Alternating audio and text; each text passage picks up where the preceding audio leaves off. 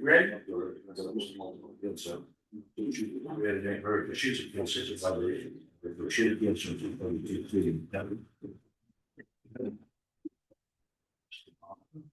Oh, sure, I'm not.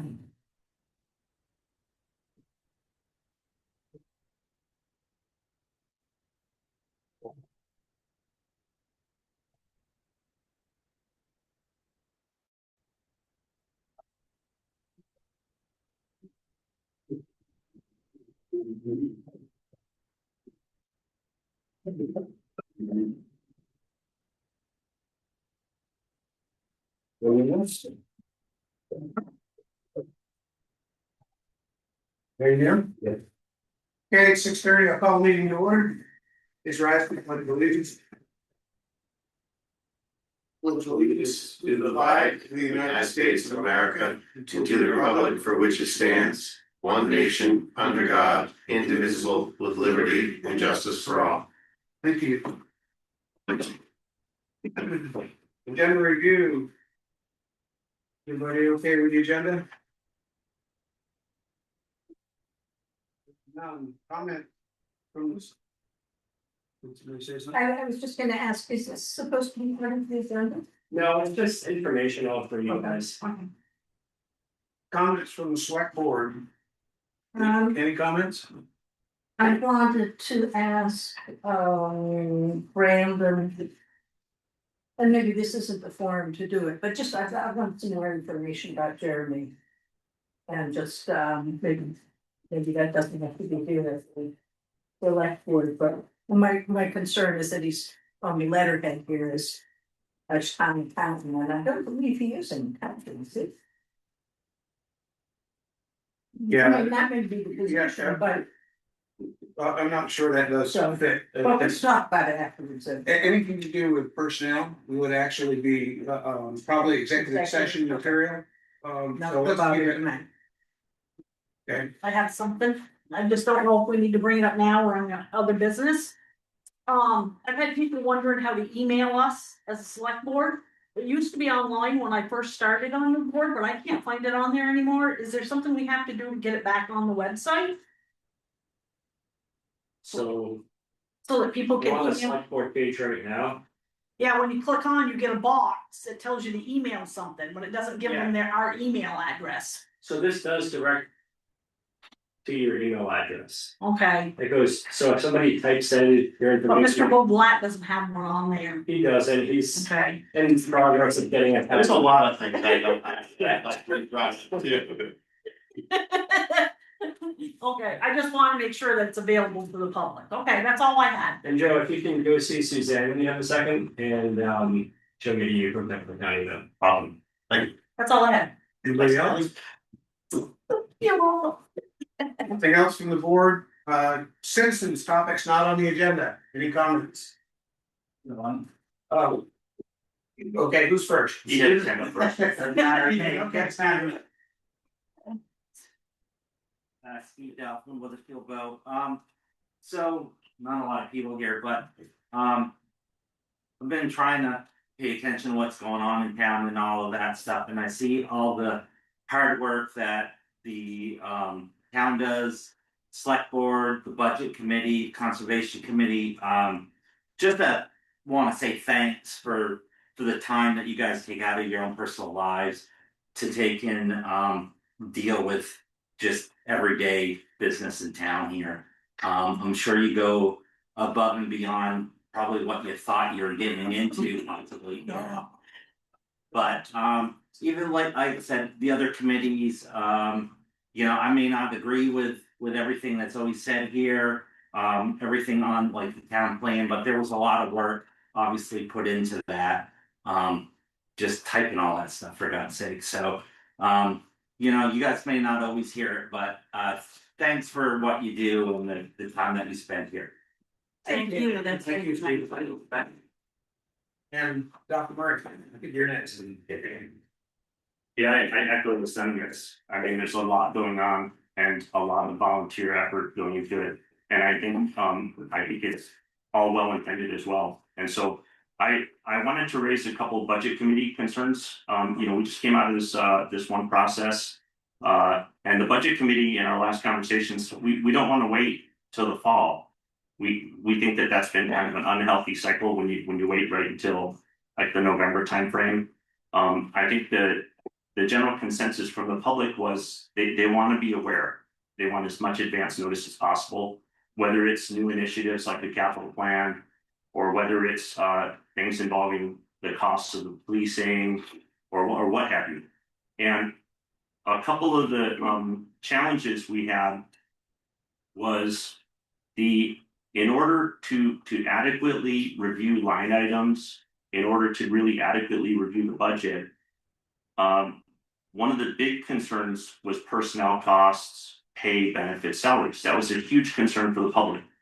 And so I did ask the town manager to provide a summary of data for multi-year compensation and benefits, because it seems like the general fund, the biggest driver in growth for the general fund, to the tune of I think about 600,000 over the past 5 or 6 FYs, was payroll, salary, benefits, and our population has remained fairly consistent. Yes, cost of living goes up, but it's far outpacing cost of living increases.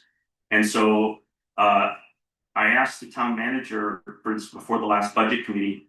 I even offered at my own time to do the quantitative or statistic analysis. Like, hey, if we need to analyze this, just give me the data. And my feedback was that I would be waiting until the fall cycle to have this information. I don't think that's really a good time frame. So I would just ask, the select board appoints the budget committee, but for us to do a good job, we have to have that information. And it's all, and I shouldn't have to, I don't want to do a complaint or anything. I'm just raising the concern that this is publicly available information, and it should be provided immediately. And the data, whether it's ledgers, records, that's all public information that most towns report in their annual report. So I have a copy of that request for the select board. And I would just like it to be honored. I don't want to wait till November. I'd like to have that information. I would have liked it before the last meeting to get to the budget committee, so they have all that historical, trends. So that's just one topic, and I'll give that to the select board. The other concern is when we last met before your special meeting, and then you had your select board meeting. In the prior budget committee meeting, we had felt comfortable with the general fund being at up to 2.8, and the overall tax rate increase. Our unanimous consent was that we'd love to see it around 5%, and we were told that it was 5.7, but at the last select board meeting, when you guys locked the budget option, it had climbed to 7 point something. I don't remember the exact percent. I don't have it in front of me, but it was over 7%. Is that correct? And so I just kind of felt like that would have impacted. We didn't know that county tax wasn't rolled in. And so it's once again, not a complaint, just raising the concern that that probably would have impacted our decisions. And we were having discussions, and we opted not to do recommendations or vote on recommendations on personnel benefits concerns, because we felt, okay, we're still coming in like around 5% something. Now, if we approve these special articles, we're looking at upwards of 15%. And I think the fire department, the highway department, those two articles, that puts us over 15%. And then the school's budget just got approved. I think that was 9.99. So we're looking at a rather significant tax increase if everything's approved. So I'm just sharing that with you. Like, when we're doing the analysis, we need to have very, very clear understanding of prior FY's budget versus actual. And if you look at the town reports, I would just plant the seed now for next year. If you go back, like I had those past 3 or 4 town reports at home, and there's typically a history lesson of the last few FYs. And I think it's very, very good. I'd go like 5 FYs. What was the budget? What was actually spent? What was the budget? was actually spent. Because I still feel like I don't have a good grip on last FY's budget versus actuals. And so that's another concern. And then lastly, from the budget standpoint, the town manager emailed the select board and the budget committee, and I have a copy of this email here, and essentially it was a concern that he raised about a community Facebook page where an administrator had removed a post. Maybe it was contentious, don't know what. And he raised a concern that said, if this occurs again, I'll take appropriate steps to expansively advise the public that the platform should not be relied upon as a consistent or dependable source of community engagement. So it's a rather long email talking about open meeting law, communicating the capital plan. And as chair of the budget committee and as a voter and a resident, I have a concern. And I think it's probably easily resolvable. But I think, is it the town manager's job to become an admin of a community Facebook page where residents and voters discuss freely, exercise their First Amendment to discuss public matters? And I feel like this email sent to the budget committee in a select board meeting, right after that, he became an admin, and the town manager's not a voter, not a resident of the town. And already public engagement in that it's a non-municipal page, has slowed way down and changed. And I just think that as a taxpayer and as a member of the budget committee, I'm not comfortable paying for the salary of a town manager to be an admin of a community politics Facebook group. I think there's a conflict there, and I just don't feel it's appropriate. And I leave that with you to discuss, but I just feel that it's not appropriate. I don't feel that we should be paying. I think we should be focusing on using the municipal Facebook, the municipal website, the municipal calendar. All that time and energy should be used to making sure the public is informed of meetings, hearings, and information, because there's a lot of stuff that's not being put out to the public on the municipal sites. So that's my concern. Thank you. You've got a couple of these up. Got a couple hands up online. You got that? Michael was first. Michael. Great. Michael Craig. All right, Michael Creighton. I just want to say that I am the admin of that page. I did delete the comment. It's my page, my comment. Whatever happened, if it was a disservice, it was a disservice. However, I did make Brandon an admin of the page simply for, and I agree with August, everything he says, but the reason I did it was so that his comments and his information comes to the top. The problem was we weren't getting information out to the public quick enough. I mean, the page has grown exponentially. It's at like 320 people. Brandon does no admin roles at all. He barely even comments other than what it is from the town. I don't see a problem with Brandon being an admin and posting town updates on that page. That's all I have to say. Thank you. And who's the next one? Sophia, first comment. Sophia? Hi, it's Elastic Kaitla. One of it's the same as Michael just indicated.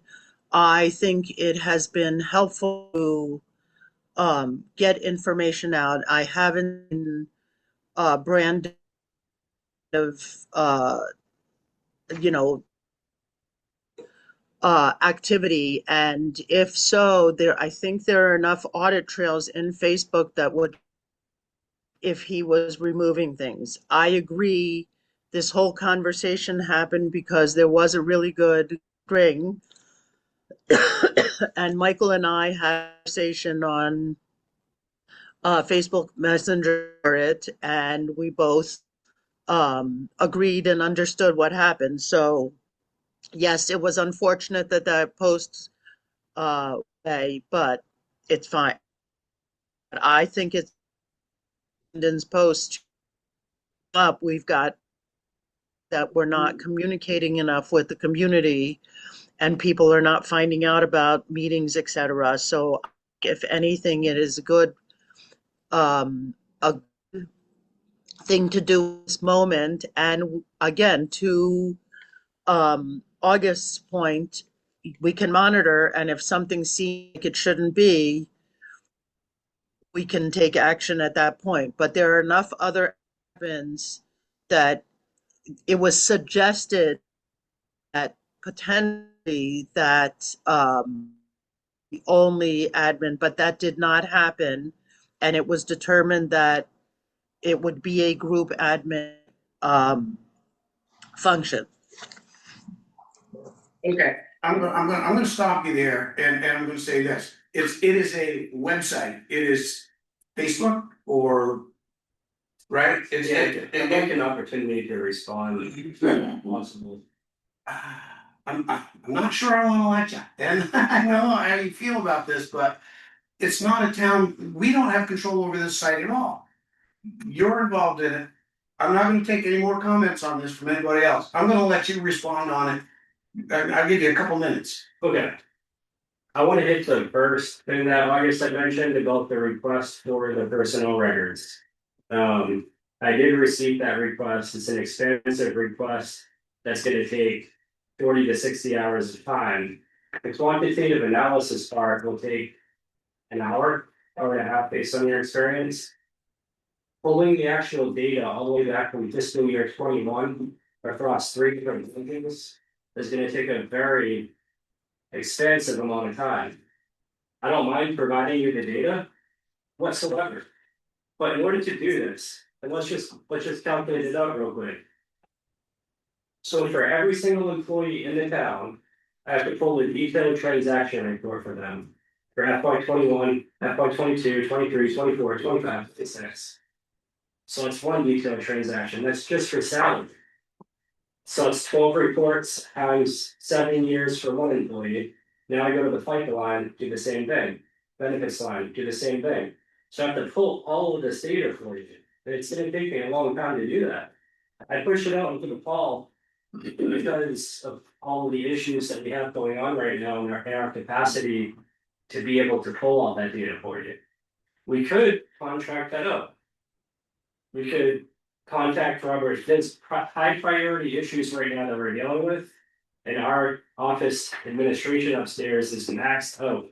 We do not have sufficient time to be able to deal with this. So we could contact Robert Half and hire a temporary employee on a temporary work assignment, 60 to 80 hours to do this if you need it immediately. And I think once you have the data, I could perform the quantitative analysis in an hour to an hour and a half. It's not the hard part. The hard part is collecting the data collection part. That's the most time consuming aspect of it. Another thing that you could do is you could go back through all the warrants that are on the Selectboard page. So you can go into the packets, pull all of the warrants, you're gonna get the same data that way. You go back 7 years, it's all public record, it's all on the website. So the data is available right now on the website. You would just have to input all the data into fiscal years and then look at, and like you said, you have the annual report with the budget to actuals. Our FY 25 actuals have not been audited right now. They are unaudited financials.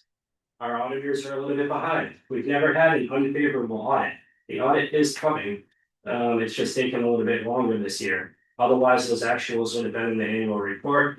I don't feel comfortable really saying unaudited actuals because they will change. Every year there's adjusting journal entries from the auditors that move things. Sometimes something really belongs in highway equipment and it ended up in police equipment, and they catch things like that and we do adjusting entries and then we release the audited financials. So does anybody have any questions about that? Do we want to discuss this? Not at another meeting? Yeah, we Um, can discuss that in the future agenda or other business. the second thing is this, the politics page. I was asked to be an admin on this politics page. I did not request it. When I was asked to do it, it was to raise public engagement. Raise public awareness, and I feel like it has been doing that. There's a lot of misinformation out there. I'm catching it every couple of days. Something gets brought up and it's not correct. And yes, I have been correcting that. Because when false information or misinformation gets distributed, it gets confusing for people. So I jump on there throughout the weekend or at night, and I try to correct the information that's incorrect when I see it. And you're right. I did send that email to the budget committee and to the select board. And I did say that if this particular Facebook page deletes information, it was really, Wayne was a part of the conversation. You know, do you think it was a pretty good conversation? Hey, point of order, it's not presiding, Chair. He's asking a question. You brought it up, August. I think I will let it go. Was it a good conversation? Part of it was, I think it got off track, way off track. Some of the different comments from people and stuff, yeah. Steve? And I didn't feel comfortable with it at the time, because that's why I left.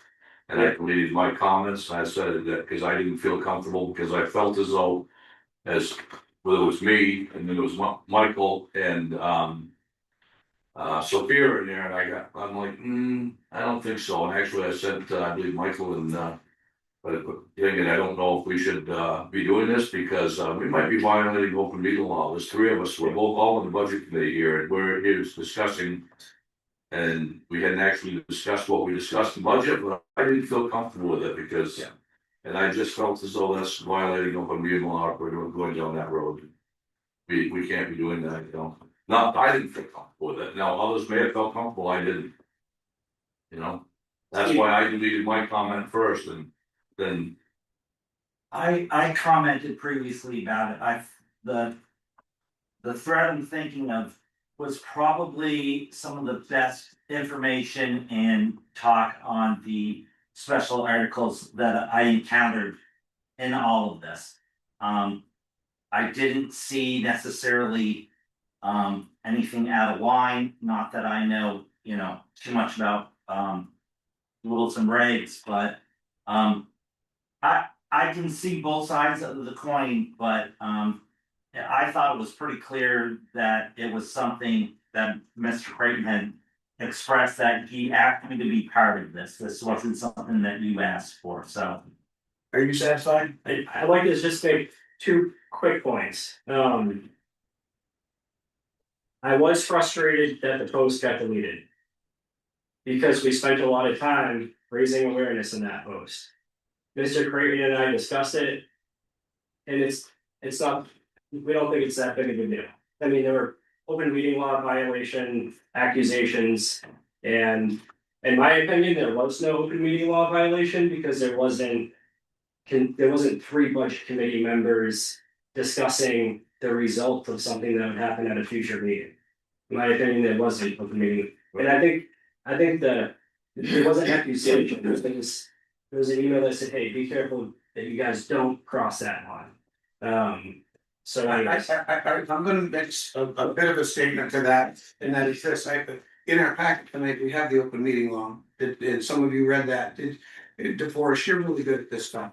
And there were a couple of places where I saw that advisory boards are exempt from some of the policies in the. Yeah, but not that one. If there's a quorum of people discussing whether it's about advisory or non-advisory, the open meeting law still applies. Okay. That's why I was. Recording of them, video recording or audio recording is not required at advisory. And they can't take any action.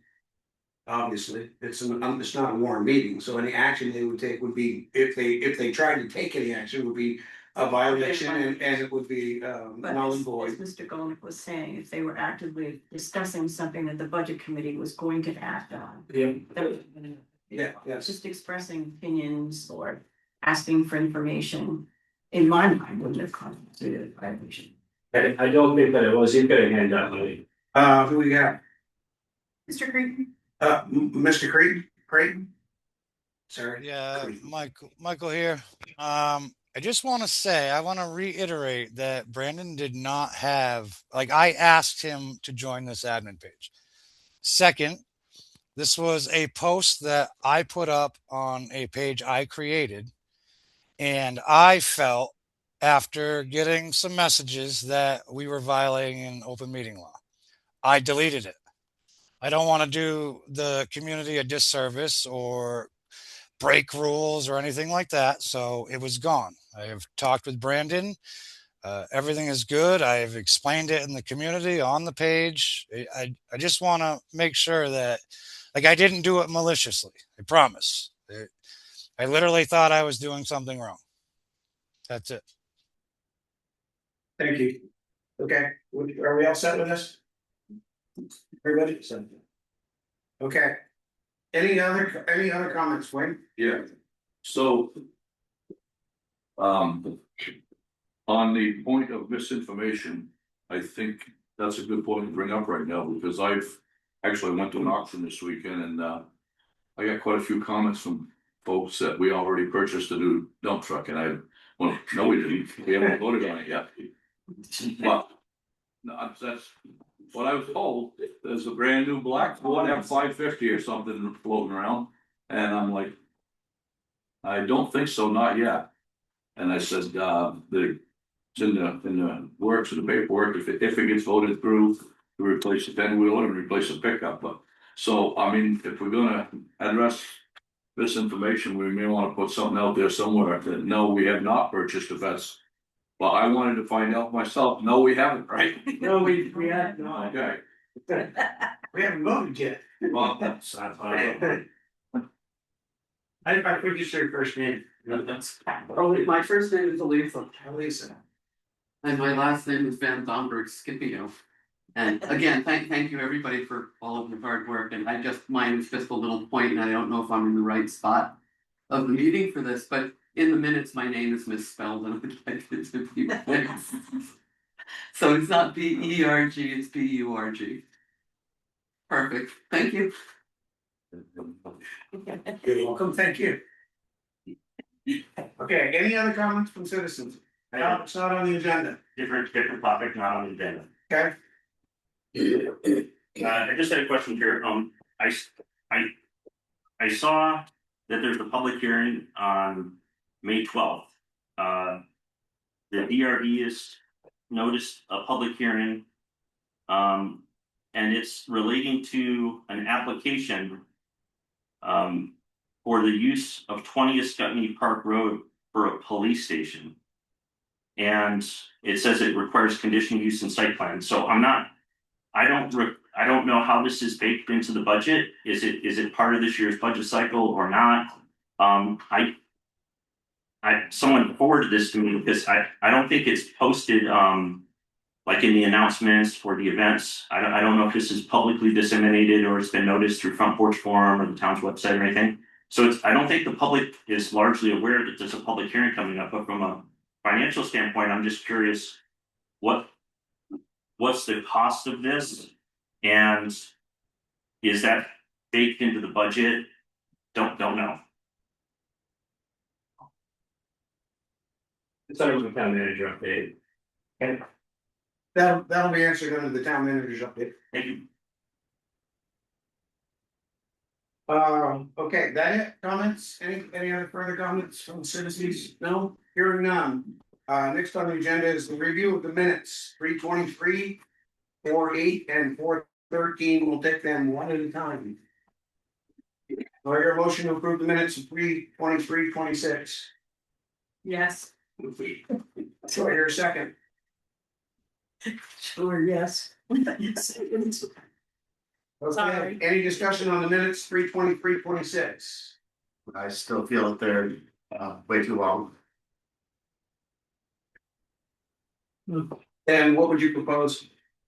That we deal with item number 9, which could probably No, clean this all up. no, we're dealing with these minutes. Do you want to change these minutes? My changes would be too numerous to go through. Okay. Any other discussion on the minutes, 3/23/26? Anything needs to be changed? From anybody? One? Joe, you sure you don't have any changes you wanna make? The contexts aren't there, they're paraphrasing, there's a whole bunch of stuff. I didn't come prepared to rewrite the entire minutes. And I greatly appreciate that we didn't. We have minutes. They may be long, but they're accurate. Any further discussion on these minutes? Hearing none, all in favor of the minutes of 3/23/26, signify by saying aye. Aye. Any opposed? Nay, Any abstentions? It is, the motion carries 4-1, one opposed. Everybody's here, so there's no roll call necessary. Motion for the minutes 4/8/26. Do I hear a motion? Yes. Do I hear a second? I'll second. Motion's been made and seconded for the minutes of 4/8/2026. Any discussion on those minutes? Yeah, Joe, you're not gonna like this. no, I like everybody's opinion, believe it or not. I felt that there are a couple of points in those minutes where a question is raised, but there's no answer given. So for example, on section 3A, Mike Todd asked if any wages or compensation had been cut, but it doesn't say yes or no. And later on, in section 3B, Mr. Bublad asked, and again, there's no sort of response. And later, Mr. Campbell Broker inquired about the rainy day fund, and again, it was sort of like, well, great. We asked questions. Was there an answer? So that's my only concern. Patience, do you remember if there were answers given, or did they actually stand as more rhetorical? I think they were more rhetorical. I can go back and look at the recording, but when I do that, there either wasn't a clear response or there was no. I see. Or there wasn't a response? Okay. Any answers that? Do you wanna wait on these minutes for her to check, or are you good with Not that? enough to. Okay. It's where I'd just like to say, if we didn't go so detailed into these, and we just captured the overall actions in general synopsis, we wouldn't be finding ourselves in these situations. Okay, but that would be part of number 9. Not currently. I'm just giving you my opinion on these minutes. Okay. I Any great discussion? Yes. Yeah, I heard somebody, what? I have my hand up. So to these minutes, if we don't have an answer, should at least perhaps a answer to, is to be given later. Again, I feel, and again, we'll discuss it further in item 9, but it is helpful if we talk about something to know what was talked about, so we are disseminating information and people can read it. And so anyway, that's for later, but I just wanted to say it's good to either have an answer or it was just brought up but not in.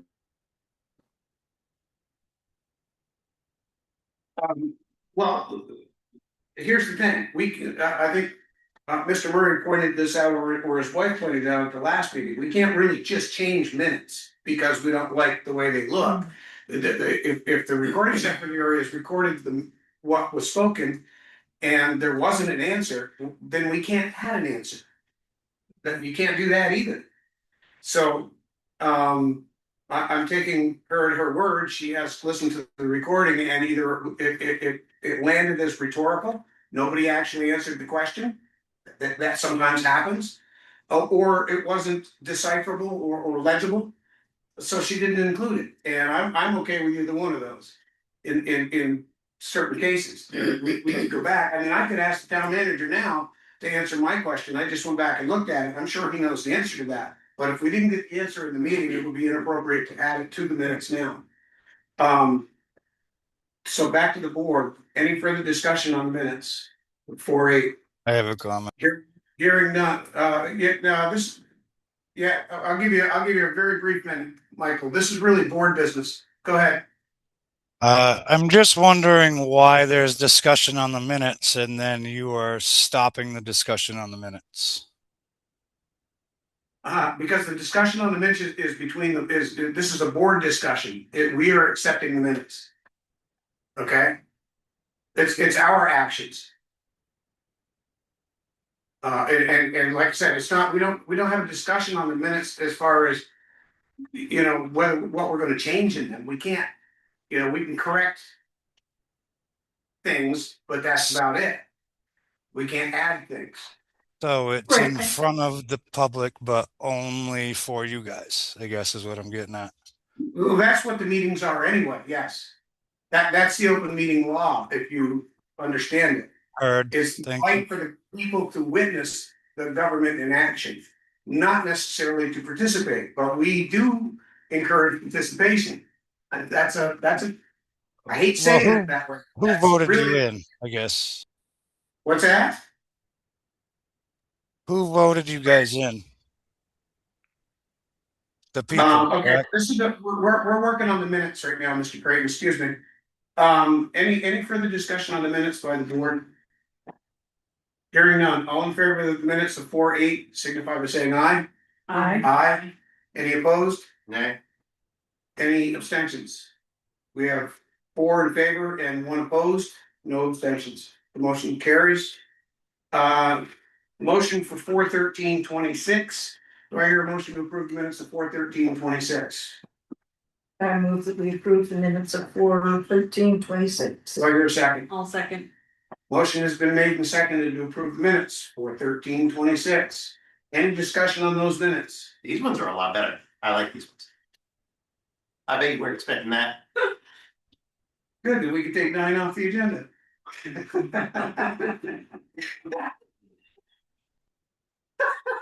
Wasn't that under, we could deal with? Just like that. I'm sorry. Okay. Are there any corrections or changes to these minutes that we can make? Typographical? Everything okay here? Everybody's, did we get the names corrected? That are misspelled? I will fix those. Any discussion? Hearing none, all in favor signify by saying aye. Aye. Any opposed? Any abstentions?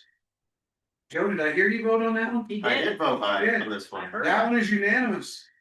5-0, the motion to approve 4/13/26 minutes is approved. Liquor licenses, Global Montella, DBA Jiffy Mart Store, number 437. Address 4276 Vermont Route 106 in Perkinsville, Vermont. That is the Downers Four Corner Store, correct? Jiffy Mart? Yes. Global Montella, B is Global Montella DBA Jiffy Mart Store number 466. Address 301 Vermont Route 131 in Scotty. It's the Jiffy Mart on this side of town. Do I hear a motion to approve these liquor licenses? You want to do them separate? Question. Can we get into- There's one liquor license and the other one is a tobacco substitute enforcement. I was curious what that meant. Do we have the discussion before or after we get the motions on the floor? I'll second. It hasn't been made yet. It hasn't been made yet. So is it a liquor license for both of these Jiffy Mart? And a tobacco license for both of them? I wasn't clear from the paperwork that was provided. Yeah, I saw something that was weird there too, but. I still figured we'd get the motion that the second class liquor license and tobacco licenses for both stores. That's what the request is. But there's a second class liquor license application and then there's a tobacco substitute endorsement application. I don't know what that Is the is. town clerk on Zoom?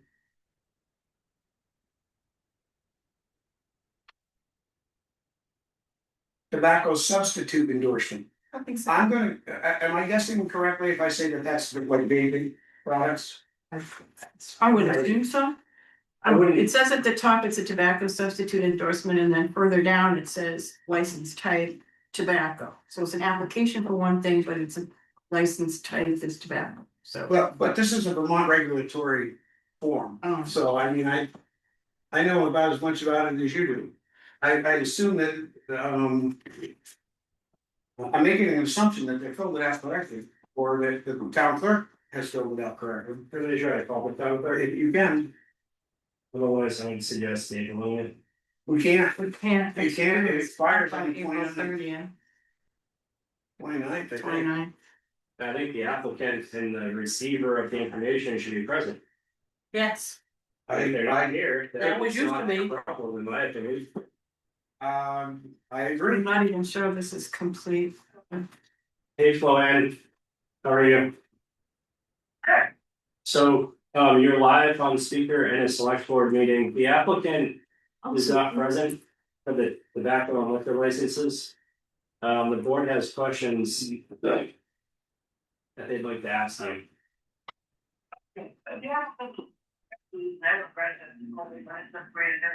Yeah, but that's not the question. I'm gonna let Forrest ask a question. The Forrest? Yes, hi, Floanne. The application, can you tell us about the application that was submitted? Because I'm not sure that it's even complete for 2 stores. I have one that's listed for second class license. Or the first page says second class license, but it doesn't say where. Second page says tobacco substitute endorsement for Jiffy Mart 437. I'm having a hard time correlating the paperwork that was submitted with your cover sheet. Are we asked to approve a second class liquor license and a tobacco license for each of these 2 stores? Is that what we're being asked to do? Yeah, they're all by the same company, and, yeah. But we're asking you to do. Have there been any problems from police or law enforcement at all? No, I always check them out before I set them. Okay, I'm not, Get a notification that there was a problem, but we don't get that anymore, I just ask law enforcement. okay, so I see your cover sheet and I'm happy to make a motion based on that, but I'm having a difficult time following the pages that were included in our packet. Can you tell us what a tobacco substitute endorsement is? Is that part of the tobacco license? It's part of the tobacco license, but it means that they can sell, paraphernalia, they should, I don't know. We don't have anybody that actually has a license to sell marijuana.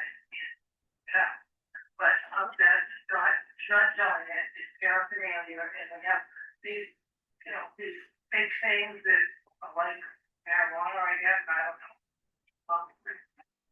I don't know if it's, I guess I probably would say it's, alcoholic. Vaping. Right. Vaping thing. Okay, Yeah. all right, thank you. I know. Not, terrible. So just to repeat, second class liquor license and a tobacco license for each of these 2 locations. Yeah. Okay, thank you. And on the sheet, I think they're still up. sorry, are you still there, Joanne? Okay. On the sheet that says tobacco substitute endorsement where things were highlighted, some things are highlighted. And it says license start date is 2024, April 30th, and then the license ends 2025, 29. This is 2026. And didn't we have one that says license starts, the sheet was agreeing. Yes, yes. Yeah. That's not something that I use, but I mean, that's what camping is that they're gonna try to fix it. So that they, they don't even have the date correct on the front of it. Sometimes some of them don't even have the date on the front, so I do the whole thing, I know what year it is for. Yeah, so. Yeah, Yeah. well, yes. I get that. Sometime I'll show you what it is, you know, it's just, I'm very frustrated. They revamped this whole, it's from the whole, fall. Yeah. But anyway. When you say they, you're talking about the state? Oh, yeah. Okay. Yep. Yeah. Yeah, it's all done by now. I do know that in the green area where Rika was talking, it does say under where she's talking about is under the caption of quote, foundational license. I don't know if, to me, that means that was that was a previous license that these are being built on. I wondered, but since there was no date, I didn't know, I just was confused, so. Oh, no, I agree with you, I saw the same thing, I'm like, well, wait a minute, this doesn't make any sense. But I saw that foundational thing and I was like, Okay, if it's good enough for you.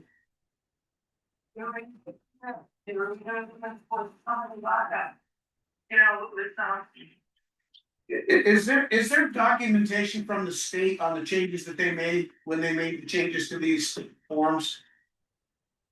Can you get that? Where do we get that? Okay, do we get it or do we have to go through you to get it?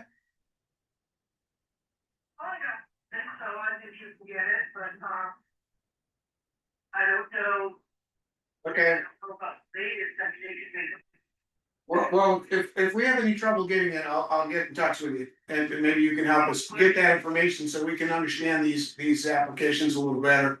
Everybody agree with that? Yeah. Cause yeah, I agree, this thing is a mess. I don't think that's their fault necessarily, I think it's probably consistent with what they've been doing.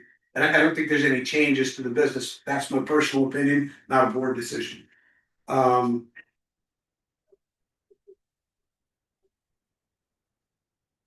Okay, well, that's good to know. Anybody else have questions for Floanne? Okay, thank you very much, Floanne, sorry to bother you. Okay. All right, bye-bye. Bye-bye, good night. Okay. So,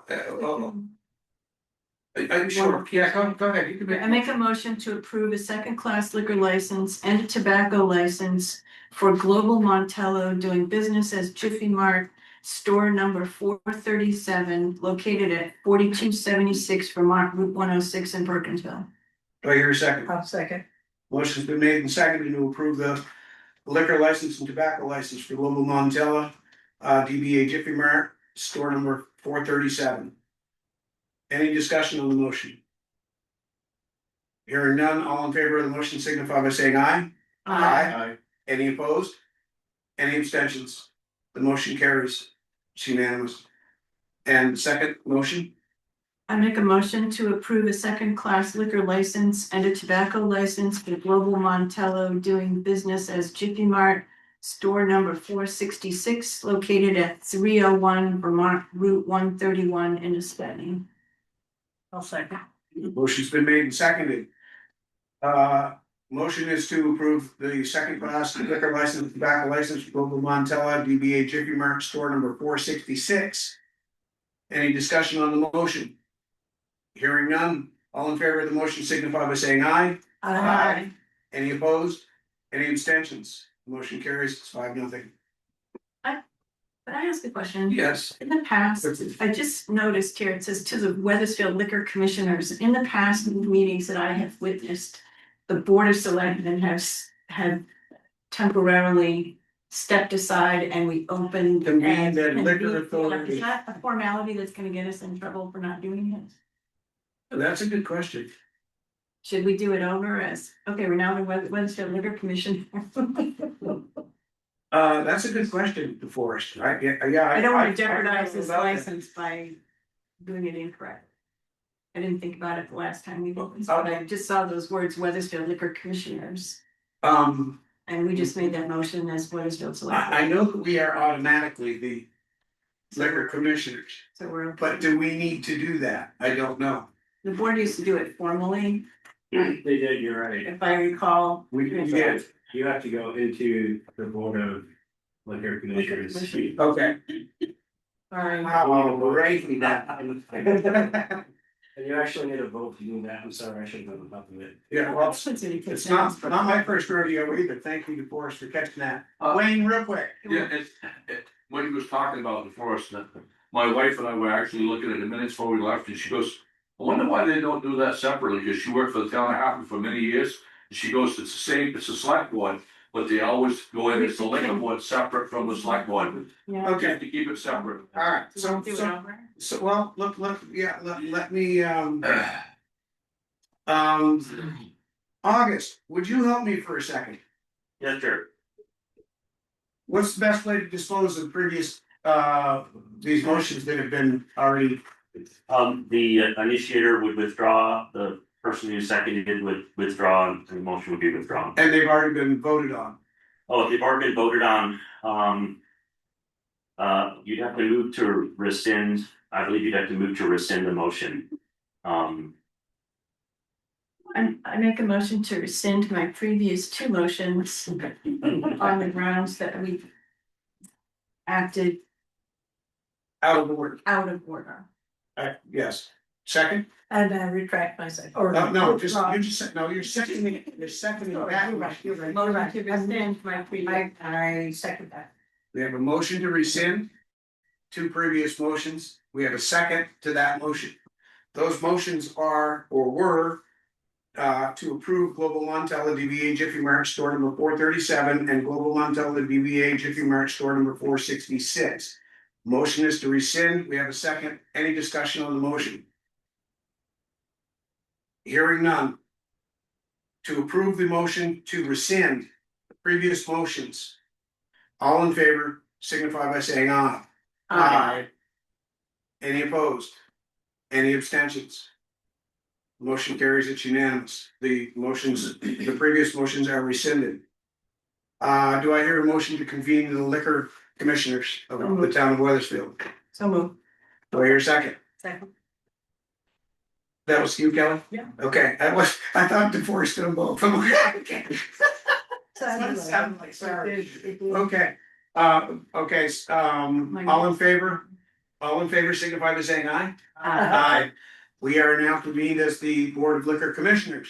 Now I make a motion to approve second class August, liquor thank you. license and tobacco license application for Global Montello, doing business as the Jiffy Mart store number 437, located at 4276 Vermont Route 106 in Perkinsville. Do I hear a second? Second. Motion has been made and seconded. The motion is for Global Montella, DBA Jiffy Mart, store number 437, liquor, second class liquor and tobacco license. Any discussion? Hearing none, all in favor signify by saying aye. Aye. Any opposed? Any abstentions? The motion carries unanimous. Mr. Chair, before we close as the liquor commissioners. We're not done with the motions yet. Oh, okay, sorry. I make a motion to approve the application for a second class liquor license and a tobacco license for Global Montello, doing business as Jiffy Mart, store number 466, located at 301 Vermont Route 131 in Ascutney. I'll second. Motion has been made and seconded to approve the second class liquor license and tobacco license for Global Montella DBA Jiffy Mart, store number 466. Any discussion on the motion? Hearing none, all in favor signify by saying aye. Aye. Any opposed? Any abstentions? The motion carries, it's unanimous. Mr. Bublé, you have a comment? Yeah, the previous liquor license, hey, you got it. The previous liquor licenses we did a couple meetings ago. Do we need to go back and fix those? Ouch. Sorry, We may need to. can we do that while we're the commissioners now or no? No, we don't, we don't have them here, they're already in place. They were already signed. If it becomes challenged, then we Then could. we'll deal with it. If there's a challenge to it, we'll have to deal with it. There's, I apologize for not realizing it. well, Yeah. that apology probably should come from me. I should be the one that knows that, and, excuse me. Anyway, yeah. Moving on. Liquor licenses in the future, Brandon, for you and I, liquor licenses. Convene the, right beside it, convene the liquor commission, so that we know that, even if we're not here, somebody else is Yeah. doing it, it'll be right there with it in the future, so that. But I take responsibility for that, that's nobody else's fault but mine. Is that something we need to sign this evening? The liquor licenses? Yeah. Yeah, it'll be at the end of the night, like Yeah, everything yeah, else. but I mean, just so we don't walk out without it.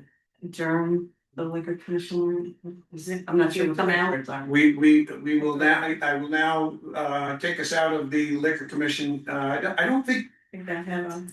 yeah, we'll take that out, put another one. I'm trying to think how to word that, We adjourn the meeting of the liquor commissioners and Yeah. reconvene the select board meeting. you wanna do I this? make a tomorrow? motion to adjourn the Weathersfield Liquor Commissioners meeting and reconvene the Weathersfield Select Board meeting. I second. Motion's been made and seconded, all in favor of the motion, signify by saying aye. Aye. Boy, that was fun. Holy cow. My apologies to everyone.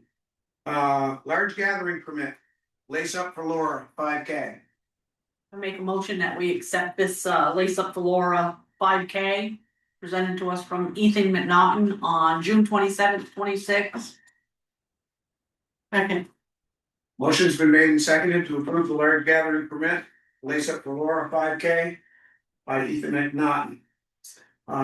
Date and time of event, June 27, 2026. Any discussion on the motion?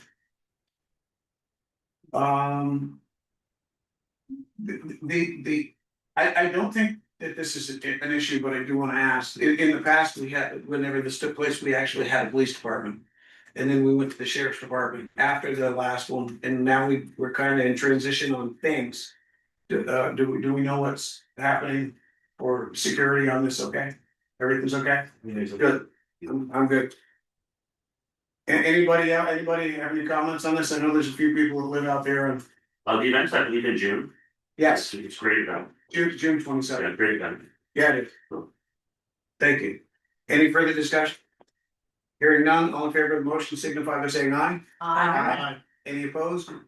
Any abstentions? The motion carries. Let's support a great event here in Weathersfield, people. Social services policy. Social services policy, for those who might not understand on the agenda, that is the policy for social services that we actually put on either in the general fund or on the ballot to vote on. Meals on Wheels, visiting nurses, et cetera, et cetera, et cetera, those types of funding venues. So that's what we're talking about as a policy for that, so I'll open that up. Brendan, you wanna talk about this or? So when I met with the budget committee, we talked about establishing a floor and a ceiling. And a capping social services requests at a specific amount annually. For example, and this is just I'm not saying a number, I'm just throwing a number out there. Let's say we established a number of 20,000 for anyone to apply. For a grant or similar to that.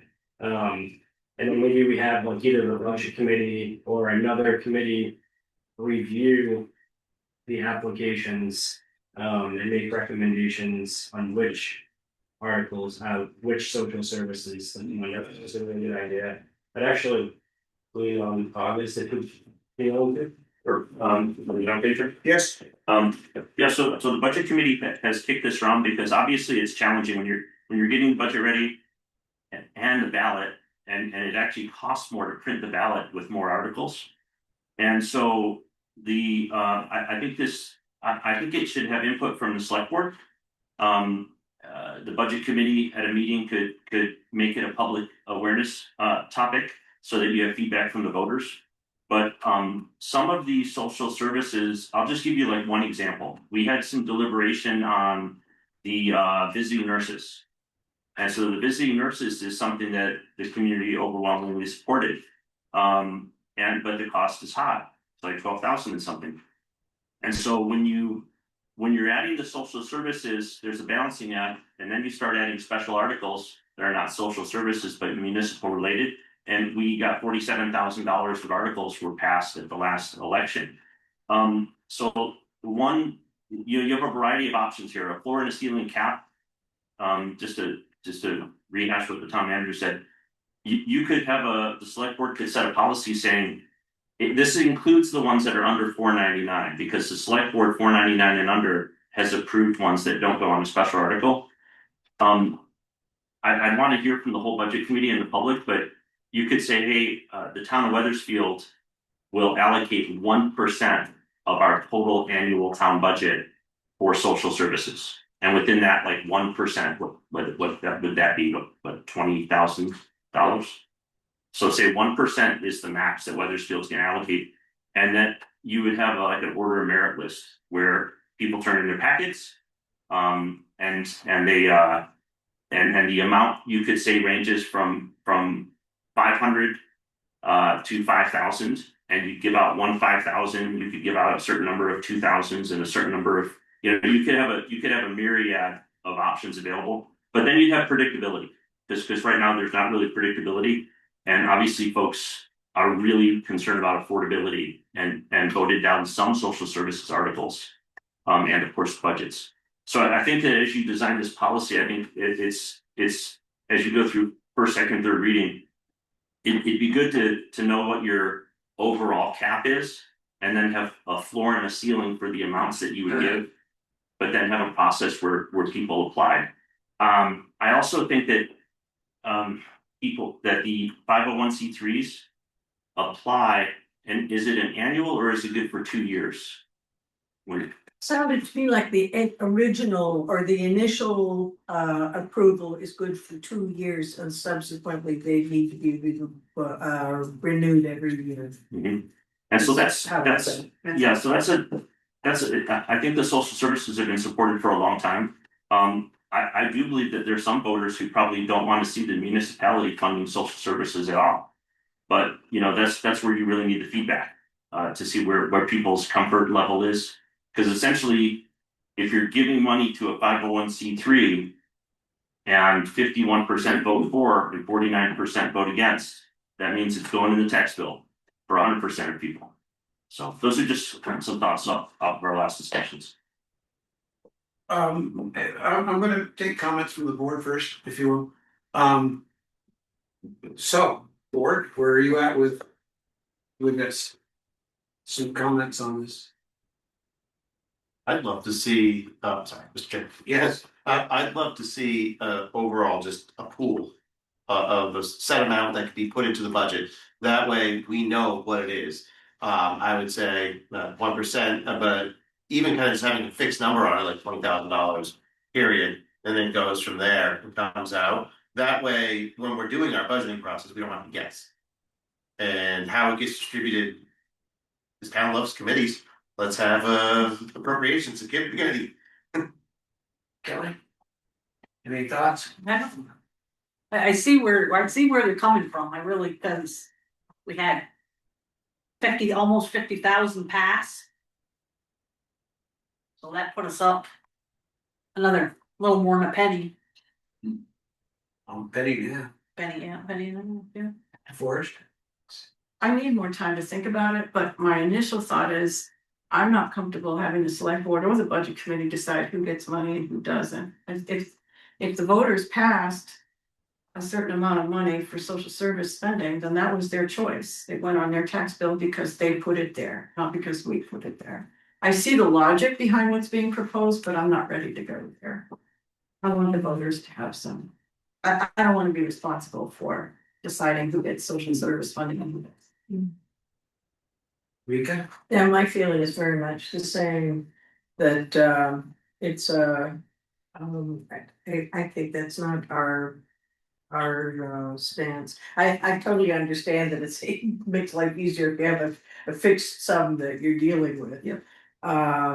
So I don't have a problem with that part, but I'm not sure that it's for us to make that call on social service. Frankly, I think the idea of having a subcommittee that wants to deal with all of that stuff would be. I have one more thought, and that is that we've been asked several times when an article is put on the warrant, if its effect on the tax rate is given in parentheses right Yeah. after it, I feel that. That takes care of the We situation. used to always have that, didn't we?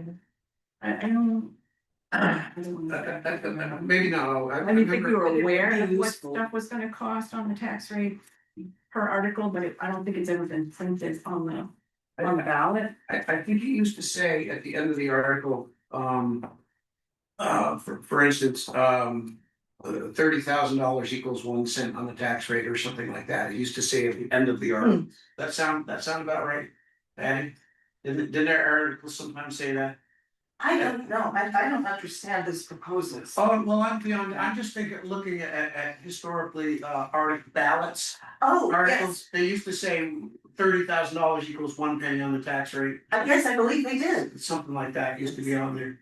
So unpredictability is part of life. And if people are willing to spend, they see what it's gonna cost on their tax rate. They can look at all the other things on the ballot, see how much, and do the math themselves. And if they still wanna vote it, they'll vote it. And I do recall. But I'm not casting stone on it.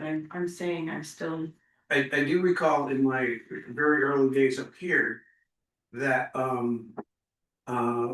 when some of those requests came into the select board, it was looked at, and there was one from the northern part of the state, which basically was focused there. And there didn't seem to be any gain or benefit to the town of Weathersfield, and they were denied by this board, but not. But it was under the $500. It was.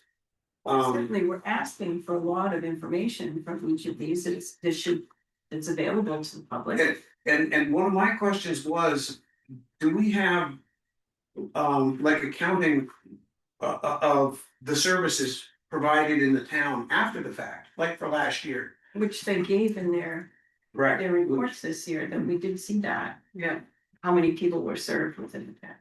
Patty, I recognize you. Oh, man. Yeah. Patty Everson, I'm sorry, Brandon, I couldn't hear what Brandon was saying. Do you mind saying it all over again? Yeah, sorry. I don't quite understand this proposal, So what this would do is, it could be structured two different ways. So let's say we establish a ceiling of $20,000 for all social services requests. Maybe it goes on the ballot, shall the voters in town of Weathersfield approve $20,000 for social services, and we could have something in the town report that explains what social services requested funding. So that'd be one way, or we could put $20,000 as a line item in the budget. Those are two different ways that we could structure it. And then we have a committee of sorts to review the applications and actually have the applicant come forward and talk to the committee and advocate for their funding. So if somebody's asking for $5,000 to do something, I don't want to use anybody as an example, so we'll just say a 501c3 came forward. They're requesting $5,000, and then the committee can review that. I think there's also reporting requirements, so maybe every quarter or biannually, the 501c3 can come back and show us the progress that they made with the funding that they received if they got approved. So it would establish some controls. And then again, it would eliminate, 10 or more articles on the ballot each year. So it was an idea the budget committee brought forward. I think I'm inclined to be uncomfortable with it. For one thing, we do have a ceiling, even though you might have 10 articles, they all add up to $20,000. Second of all, you can't predict how many people will need visiting nurses or how many people will need services for the blind in any given year. Third, I think people like being able to have a say on these things. Fourth, 501c3 organizations like the visiting nurses are already understaffed and underfunded, and putting the onus on them to go to every single town and explain why they need this money seems it seems like placing an unfair burden on people who are trying to do good in the world and to help our citizens. But I appreciate your explaining that to me, and I do appreciate why. I do appreciate the logic behind it, but I think the logic is already covered by having the articles with figures attached to them. Thank you. It's the fourth. Yeah, something that Patty said just made me think that, you know, we've been, a couple of times now, there have been grumblings about taking things away from the voters. That, oh, there's one last thing for people to vote on. And this would be one last thing for people to exercise their right to their opinion by voting on it. I know it makes for a long ballot and it's a pain in the neck. I understand all of that. And I totally understand the logic of the proposal. I get it. But I also feel right now people are sensitive to the ability to vote on where their tax dollars go. And by taking this one step away from them, we're not doing what they would like us to do. Right. Any further discussion? You've got two hands that just went up online. I can't see there. So Sophia and who's the- Wargo first. Laura, Laura Wargo. Miss Laura Wago, you're up. Hi, I just was thinking about, I mean, I guess I don't really have a position on it per se, but, you know, I think when we're looking at people that are needing social services, if you qualify for those needs for, say, like a therapist at HCRS or a service out of HCRS, your qualification and your sort of how you get that service is not dependent on whether or not Weathersfield voters pay for those things, right? So if I need therapy at HCRS, they're going to run my insurance, bill my insurance. I'm responsible for the co-pays. So I'm just thinking around like same for VNA. And so while we are voting to sort of support these things, I mean, I vote yes for those things all the time, but I do that because I want to support my neighbor. And I'm just curious if this proposal actually does allow more of that local support where somebody could come forward and say, I'm struggling to pay my co-pays. I'm struggling to get a wheelchair ramp in. And then those things can actually get approved so it's sort of like an actual increased need for our residents. Like it's more financial assistance and help in some ways, because if we're just sending money to organizations, right, like those organizations can spend that money regardless, but our neighbors are still stuck with some of these financial needs that aren't covered. So I was just thinking that this actually could be an increased assistance to individuals. And then I think my other piece is like when I look at some of the 990s for these nonprofits, they're exorbitantly high. And so there's also that piece for me when I'm looking at like total assets as $26 million. And department heads and CEOs making almost 400,000, just in terms of like what we're actually putting money towards. So. And there was somebody else online ahead of you. I think it's Sophia. Hi, yes, it's Sophia. I just wanted to agree with folks have been very vocal about the fact that voters want to have the control. So yes, it makes it more more, I guess, cumbersome, but at the same time, voters to vote on these things.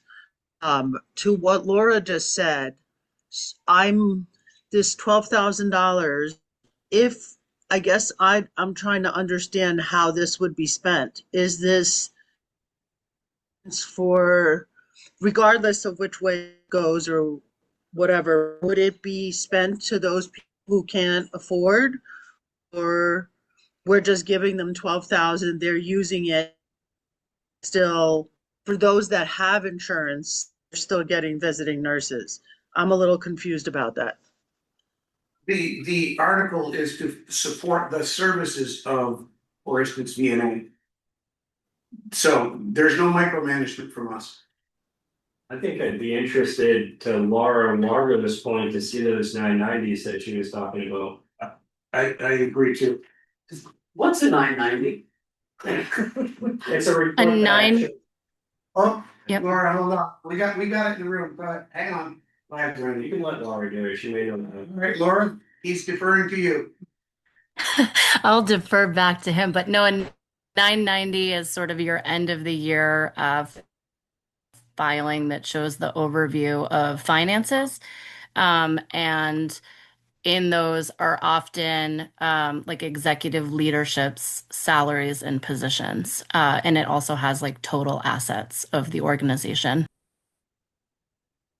Thank you, Mark. Just, if you could, sorry. Hers was a really great question.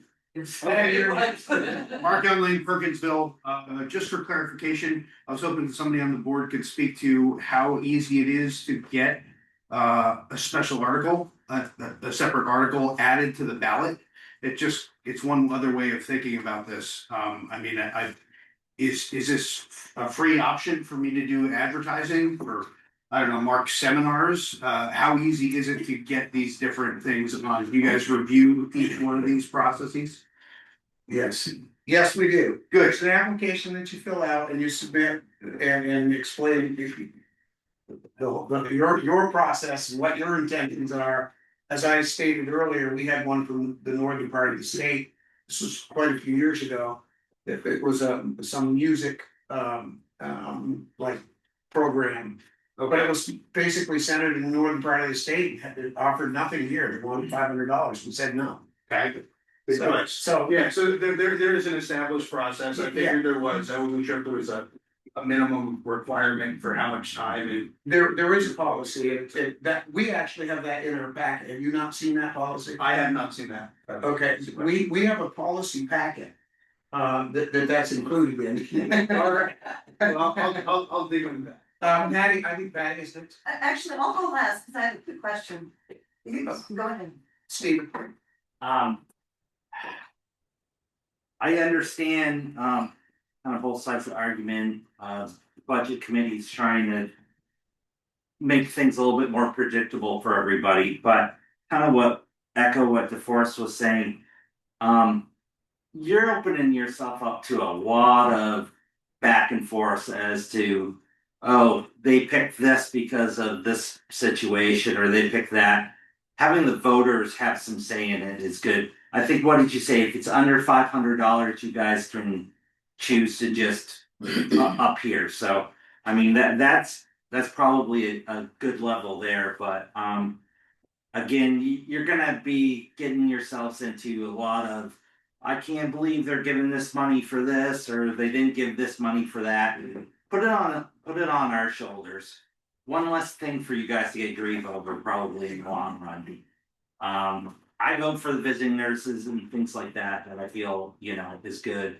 And I guess I was always under the assumption that money was just going into a pot of funding for them, that the town wasn't like taking applications for someone that can't make, that wasn't what I thought. I thought it was just going to fund them generally. But again, don't get into the whole, picking winners and losers on this one. You're better off letting us go through that. It's Patty again. This was a quick one that I meant to ask earlier. If we did do something, wouldn't it, if we did do something like this with a pool or a cap on the money, wouldn't it be the trustees of public funds who would answer the questions and determine the amounts rather than the budget committee? It could be. That's actually a good idea. And I'm not sure I agree with that. Cause we don't fund the public funds. This is taxpayer money. But I would go to this one. Trustees of public funds, those donation money. Hang on. I got something I want to say to address this. I mean, I'm gonna stay here though. Let me stop.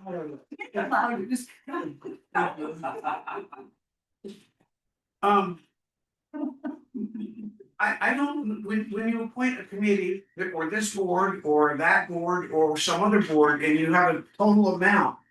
How do you decide who gets what out of the pot? I don't know how you do that. I think the best decision is what Stephen just said.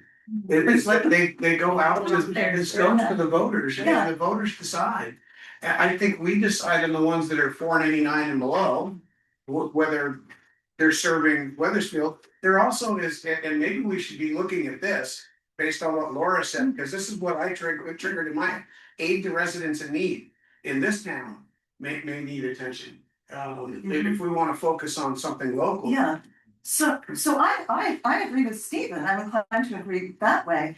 For a future agenda item, I wonder if we could talk about the funds that are under the aegis of the trustees that, can't remember their names now, but how people would apply if they need help with their fuel bill or they need help building a ramp or something. And another future agenda item could be community nurse, who could do this kind of organization for us. Thank you, Mary. Mr. Chair? Yes, sir. You actually beat me to it because Laura spawned that too with the residents in need program.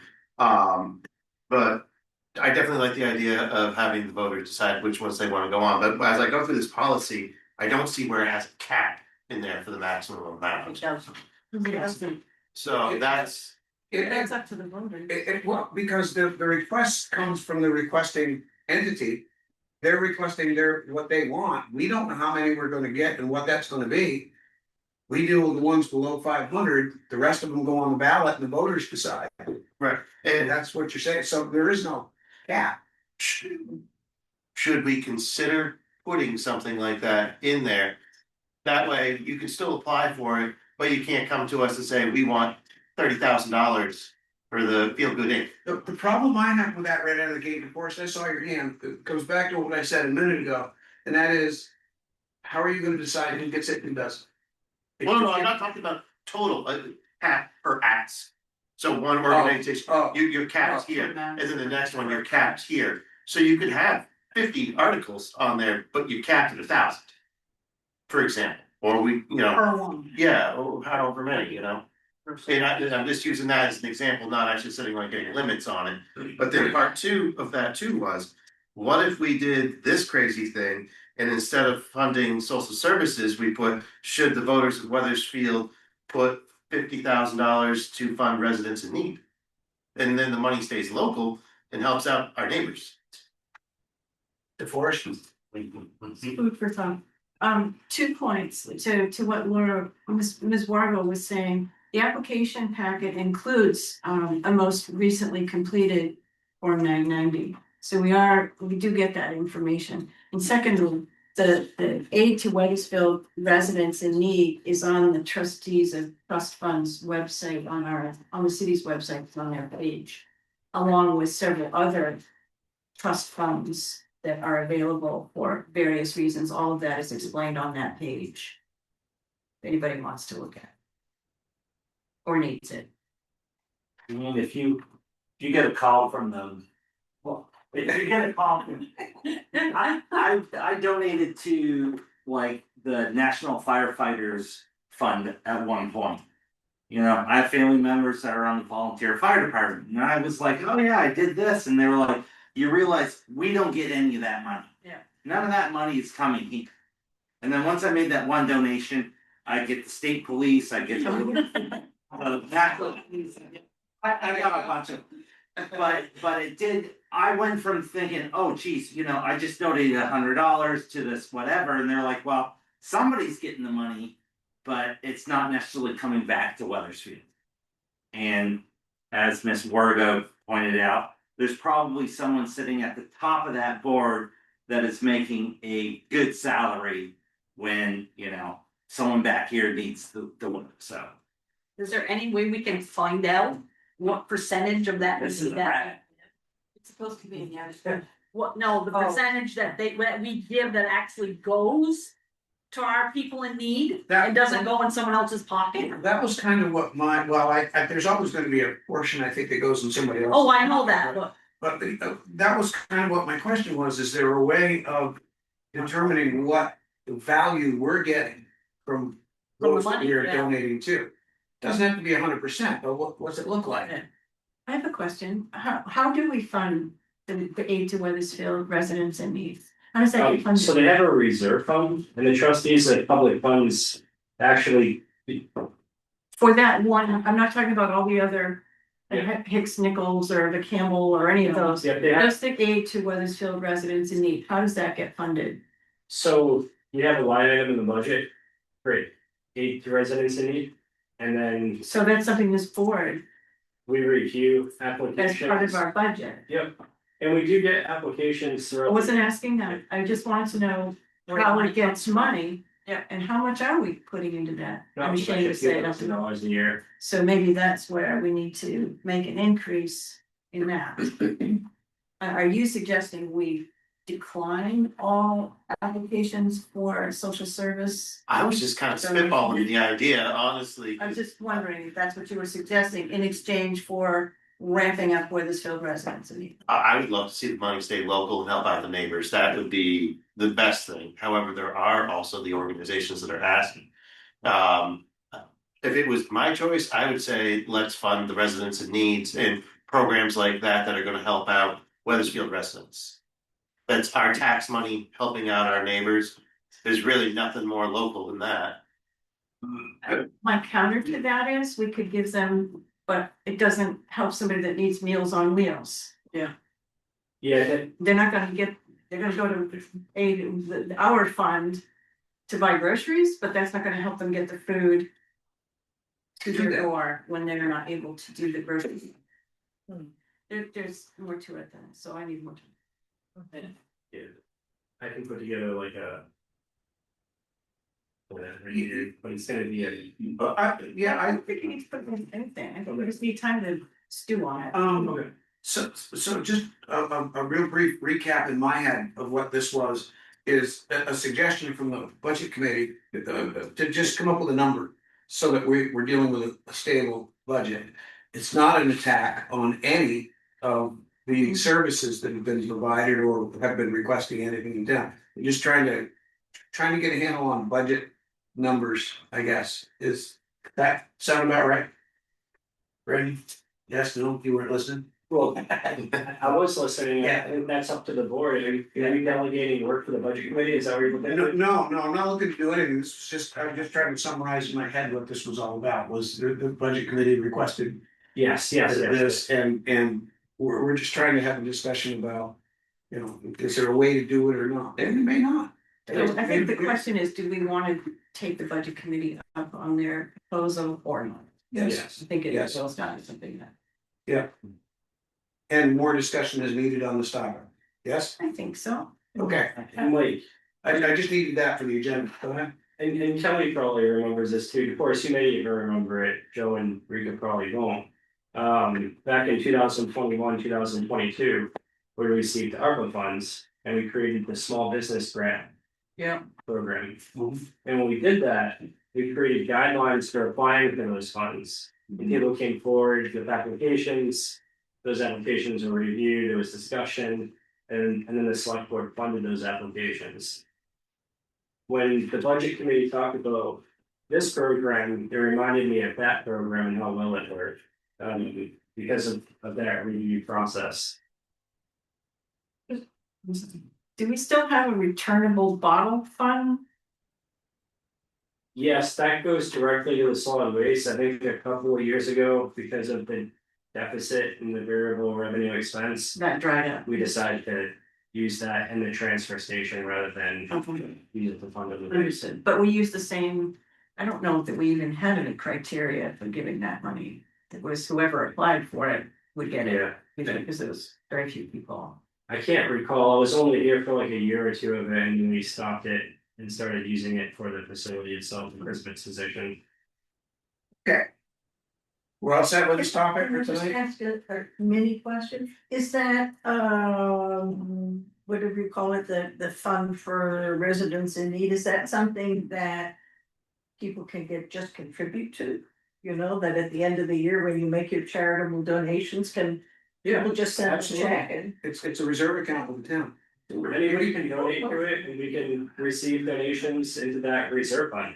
Oh, that's nice to know. I'm creating one in my name. I'm just kidding. Just kidding. And Yeah, Got a hand up, Sophia again. Sophia, Hi, sorry. I keep hearing that the budget committee suggested this. I don't recall this ever being discussed in any budget committee that I was part of. Was this sometime before? It was before you were on the committee. Okay, thank you. previous board, yeah. Okay. So we are gonna have this on the agenda for further discussion. At a later date next meeting, or do you want more time than that before it? Actually, I feel pretty comfortable with my decision, but if anybody else wants to, Oh, yeah, oh. over time, All right, well, we'll put it next meeting. next meeting. Good.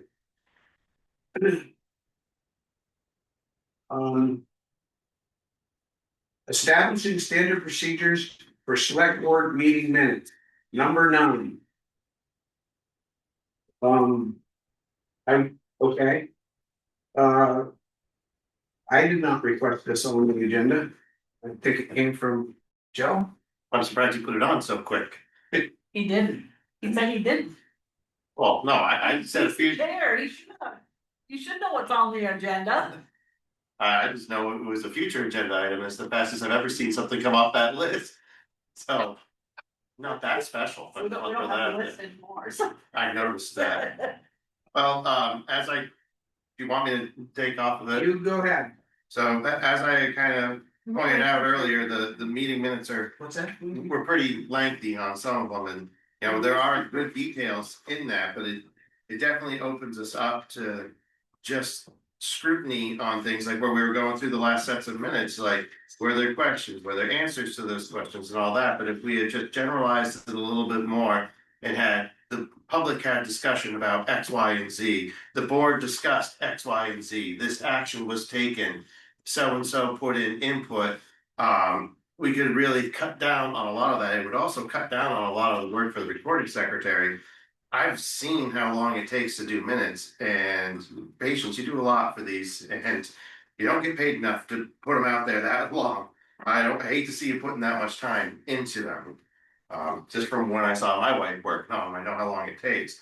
So my big thing was not opening up the town to any liability of somebody being misquoted, misconstrued, and possible narrative being brought up on there, or just paraphrasing, and all of a sudden, well, that's not what I meant, and then it turns into a whole nother thing. So a little bit more generalized, like the board stated, the public stated, things like that. I'm all for ears of other people's opinions on this, because I understand how going back, looking into the context of things and seeing how things happened is useful. We've done that on the planning commission many a times. Cut and dry, actions and results, that's way too cut and dry. We can't figure it out from there. A little bit of context is good to understand where it comes from, but a full blown narrative and transcript, that's asking way more than our recording secretary needs to do, in my opinion. Kelly? Coming right down to.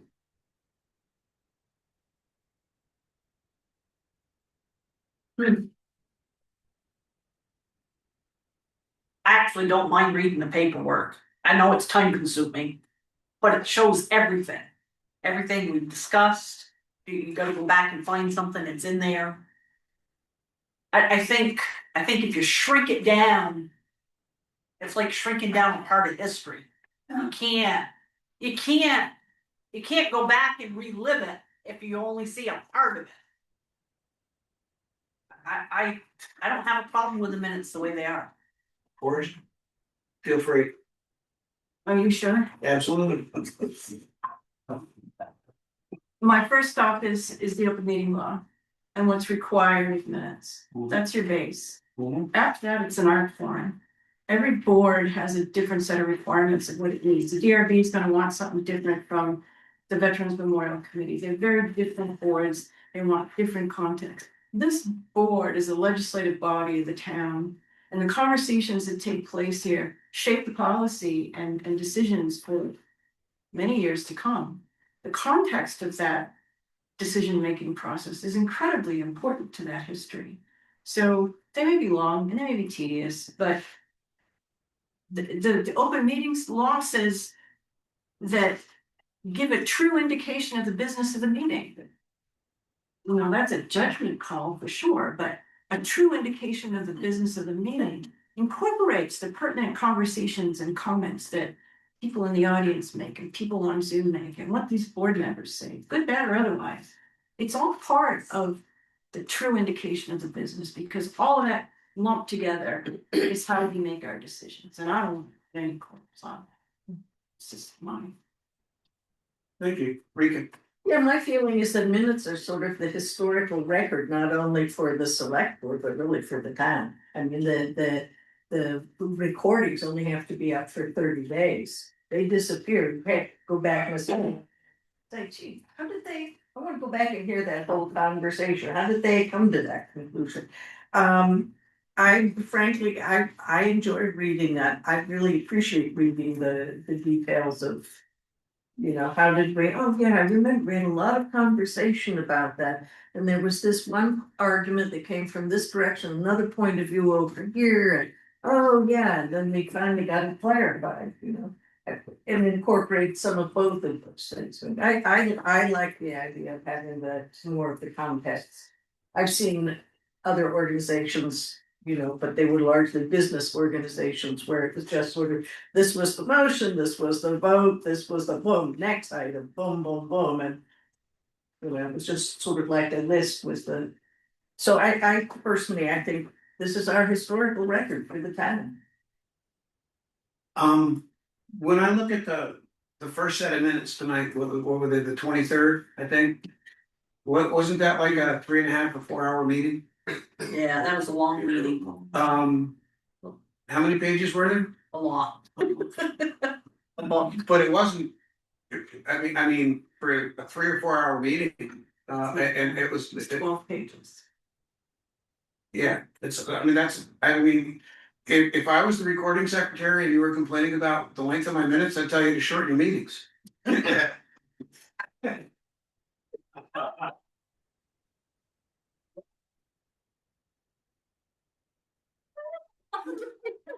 Another comment. Sorry, since I've been on the board though, there have been a lot of things that have been brought up from the past before I was even on the board. That we've had to go back and look through old minutes. Some of it is there, some of it isn't there. And it's like, that's why it's important to have details, because if it's not there, we're screwed. That's right. We have to look for it somewhere else, and if we can't find it, we're in trouble. We reinvent. Patty, I don't know if you remember this. I don't remember if you were there. Raleigh Can was there. Graham Hunter.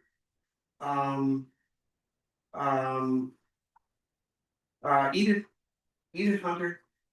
The planning commission was talking about historic sites and wanted to know the creation of the historic language in the zoning bylaws that we were working on at the time. And those people were there and they're like, there was nothing in the minutes that told us how that came about. And they were like, geez, I think we just copied it from somewhere, but that's the best we could get because there was nothing in the minutes anywhere. There was no record of where it came from. So that was kind of a loss for us at that. So I'm supporting what DeForest and Rika, Kelly, Joe, I'm sorry. I think you're. I don't care, you're all entitled to your opinions. But I've said that I want enough, as the chair, I want enough information that I can look at why we made a decision. And that may include pros and cons from that discussion. Because those are the important things that go into the discussion. And they matter. And I think you're right, I think that's historical. When somebody 10 or 15 years from now starts to look at why we created a policy, if they haven't gone through some of what we've gone through, they might not understand why. Joe? Yeah, so on that, I'm hearing we want detailed minutes. Okay, cool. But I'm easy going when it comes to that stuff. But I want to make sure that we don't get ourselves into some sort of unforeseen, using your consequences thing there. I did a lot of digging into this. I did a little bit of homework on this here. It was going through Robert's Rules of Order, VLTC, and open meeting laws. Now, detailed meeting minutes are allowed, but they're not recommended by VLTC. That was what I was doing. But if it is done correctly, the format is permitted correctly. Some of the key takeaways on this were obviously getting your actions, your meeting information, a high level contact overview. With detailed minutes would have like brief summaries of topic discussions, context necessary to understand actions, and brief summaries of public comment, but not what the individual speakers said. So instead of person A said this, person B said this, person C said this, several townspeople voiced this concern. Several townspeople voiced this concern. That way we eliminate the overall liability of you quoted me wrong, you misinterpreted me. I didn't mean that when I said that. That's where I'm coming from on this. Leaving it open for individual perception just leaves muddy waters, and we need to have good, clear, concise records. Yeah. Yes, sir. John Rage. Just get up. I only have a question. Rika mentioned that recordings go away after 30 days. Is that correct? I think they're only required to be posted for 30 days. For audio and video. The audio and Printed minutes. The are audio and forever. video. Right. Right. These are not archived. Is that correct? The written records are. The written, Oh, but not The written recorded. records are, but the audio and video are not. I think you have to maintain it for 1 year. We have been keeping them on YouTube. We just read it the other day. So they are archived on YouTube, but for when Yeah, so we keep them. If you type in like Weathersfield, Vermont on the screen up there. It's linked at the top of every set of minutes. Yeah, FYI. so they're all right there on the screen, and we keep them in here now.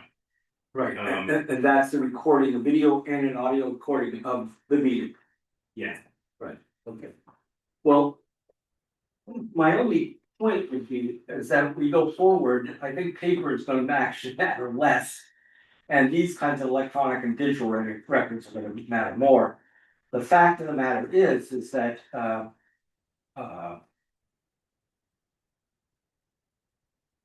you have a complete record. There is a complete record that is unmatched by any minutes that might be taken. So if you wanted to go back and these are archived and there's, you say, okay, a year, but it could be 10 years. You have you have all the information there. So I don't know that banking on keeping paper minutes it was necessarily, a way to look at it. Go ahead. I have to challenge that. Just go upstairs to Floanne's vault. We had minutes going back to proprietors' records of the 1700s. That is bad. They're still there. I'm talking about the future. And the I will say this. Yeah. Dead Sea Scrolls. You can still read those thousands of years afterwards. My son produced printed stuff on a floppy disk that I can't even get close to. So paper records are still, in my opinion, gonna out-trump anything electronic. Well, you know what I do for a business. I'm not somebody who disses paper. I value it very highly. And I also know, where we're moving technologically is not for this kind of material, for this kind of setting, this kind of environment, these kinds of events. It's going to be digital. I mean, unless the world falls apart. That'll probably be obsolete 10 years from now. You It won't be will able to be, see but that there anymore. there are emulators, and people use emulators in order to access old technology.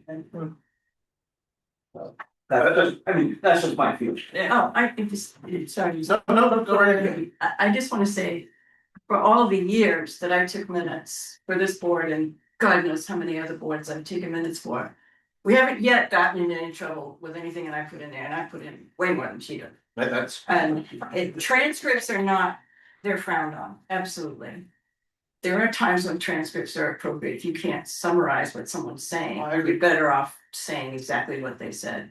But at any rate, I challenge the notion that having detailed minutes is gonna set us up for anything, because if it hasn't happened by now, I don't know that it's going to, certainly I would have been. You? My statement about, minutes. Minutes of all public meetings, shall be managed in public record and kept by the secretary, the clerk or secretary, that's you for it. No. I said that. And the body shall be, of the public body, and shall be available for inspection by any person and for purchase of copies at cost upon request after 5 calendar days from the date of the meeting. That's the part that we always say, minutes gotta be posted within 5 days. Meeting minutes shall be posted no later than 5 calendar days from the date of the meeting to a website, if one exists, that the public body maintains or has designated as the official website of the body, except for draft minutes that have been substituted with updated minutes. Posted minutes shall not be removed from the website sooner than 1 year from the date of the meeting for which the minutes were taken. So it was. That's removal from the website. Oh. It's not abolished. You have to go to the records retention schedule to see when minutes, printed minutes may be destroyed. Right, so. So it's just but on the I was website. making reference to 1 year that really was inaccurate because I was, right, Rika, because we were talking about recording. I was talking about audio visual. And I was too, and I mistook that. It's the minutes being posted on the website have to be there for no less than 1 year. Right. So But I just wanted to retained in clarify. perpetuity in printed form. Yes. In the town clerk's file. Which The is- records retention schedule, which is a whole nother document, that tells you that. All right. So we're actually, we're done with this for the, as an agenda item, I think. Any comments from anybody else real quick, Alex? Yeah, I mostly agree with Mr. Boublat. They're called minutes, not seconds. And I also agree with DeForest that it's a record of the business that's transacted. So business actions, motions and actions of the board. It's a record of who moved what the stated motions were, the vote outcome. And then, in terms of the public, quoting individuals, if it's not a hearing or a judicial type of meeting, I do think it's a slippery slope when you start parsing quotes, like so-and-so said, quote this, but you didn't include the whole thing. And I think that if people are providing public comment that relates to a business item that you are moving, an action that you're doing, then there's a greater likelihood of more detail if it relates to the decision being made, like someone who's testifying for a liquor license, they stated this, and then you quote the whole statement. See, I think that kind of context makes sense, but a lot of, and I want to thank you, yes, the meetings are long, but you guys have a great public comment that you allow. And that's a wonderful thing. That's a beautiful thing about Vermont. But not all the comments are germane to the business at hand and the actions of the board. The minutes are the official record of the business and the actions that the board has conducted in that time frame from start to close. And it's not a narration. And when you start narrating or parsing quotes, especially if you're using AI, that's really a slippery slope because AI gets stuff wrong all the time. And then also secretaries come and go, but is it the secretary's job to be interpretive and to determine what nuanced statements should be included or not included? And if you're attributing it to individuals, you shape that historical record, you shape that official record, but then that's up to the board to approve or not approve the minutes. I just think that they're called minutes, they're not called seconds. And if it is a hearing or there's testimony, then yeah, quote it all. Don't parse it or just reference certain people who said certain things, because that does shape the official record. So that's my feedback, sure. Thank you. Motion to change the name of the minutes to hours. Only if you get a stone tablet, and then we do it in Knievel. I'm just saying, I like to keep it light, so. Okay, any other comments on this? And Online, and is Sophia? It's me again. So I just want to point out, number one, that the audit minutes that were completed while we did not have anybody recording, you literally could not tell anything. It was literally almost like we had the board voted, like it was terrible, but we couldn't do anything about it because we didn't have somebody taking minutes. I agree, should not be interpreted. They should be act based, but if there's a comment section, public comments should be in the list. Like, these were the comments from the public. Shouldn't just say commented. But be more action based and fact, and it should be interpretive. And if we're interpretive, I guess we need to have some around that. And I think having some kind of process procedure would be the best. We don't have to discuss this again.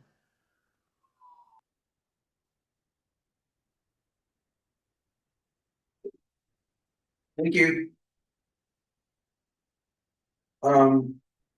Anybody else on it? Town manager updates.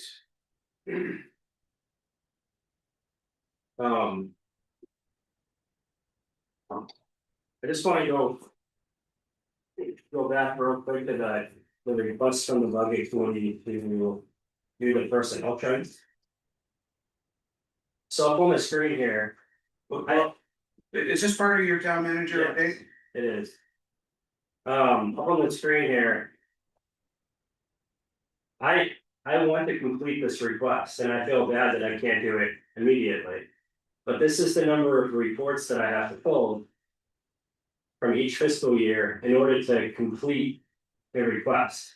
So in fiscal year 21, it would be 2,520 reports. So I'm looking at a total of 60,000 reports from this request in order to complete it completely. I don't want to give the budget committee a half-baked report. I want it to be complete and accurate. So my full deadline is for a thorough report to give to you guys. Now, I could print all these reports, but even doing that is going to be extremely time consuming. I'm looking at roughly, and this insurance line is actually breaking out probably 7 different ways. So I multiply those numbers by the number of full-time employees to gain these reports per year. And the reason for that is because I was asked to show the timing of increases. And because of that particular request, I have to look at a month by month history of detailed transaction reports. If it wasn't for the timing aspect, I'd be able to produce it a lot faster. But with that aspect, that's what it's going to take. And because of everything that we have going on right now, it won't take me until fall unless we contract this work out. So I wanted to cover that because I do think it's a good project. And I wish I could, usually I'd be able to jump right on it. And right now I just don't have the time and we have limited administrative staff. Can I ask a question? Was this request from the budget committee as a whole? Because I don't remember hearing the whole budget committee ask for this, or is it just the chair of the committee that's asking?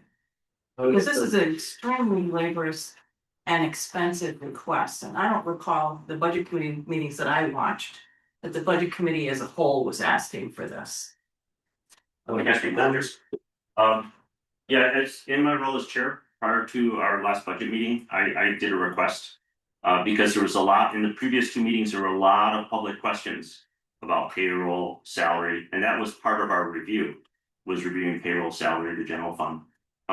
However, I am absolutely not advocating for a 70 or 80 hour speed. I'm absolutely not. That was not a request whatsoever. You know, this could probably be something that we could I could produce budget to actuals real quick for you guys. Budget to actuals would be outstanding. It's rather simple and if the request can be weaned down so it's simple for the budget committee to work through, I was thinking something like a couple hours with readily available payroll data and historical data. So I'm absolutely not in favor of wasting 70 to 8 hours of people's time whatsoever. Okay. So we can reshape the request so it's easily achievable, but I want to have something to be able to give to the budget committee at a future meeting. And you do understand that when you ask for the timing of increases, that would have required month by month review. Yes, and specifically, people had a lot of questions about projected versus actual and how things changed. So that can probably be leaned down too, but I don't think this has to be super complicated. I think this can be actuals is really, it's just like the FY25 stuff, you know, and you mentioned that you were in an audit cycle. So I understand that, but I don't want to make things more complicated than need to be. I'd rather have them simple and easy for the budget committee to work through. Okay, I could produce that a lot faster. I hope that helps. I can repackage that request again. I appreciate that. Right, moving on. I wanted to hit that because I felt like it was important. And I do think that I do like that kind of work too. You want to speak to? Okay. All right. Police department transition and chief recruitment. So as everyone knows, we're currently reestablishing Weathersfield Police Department. A priority throughout this process has been to ensure that we have law enforcement coverage while we're building our police department. We continue to work closely with the Ramsey County Sheriff's Department and our regional partners to maintain uninterrupted service during this transition. The police chief recruitment process is actively underway. A search panel completed its review, moved one candidate forward to a second round interview, and a conditional offer of employment as police chief has been extended to a candidate. At this time, no police chief has been formally appointed, and no oath of office has taken place.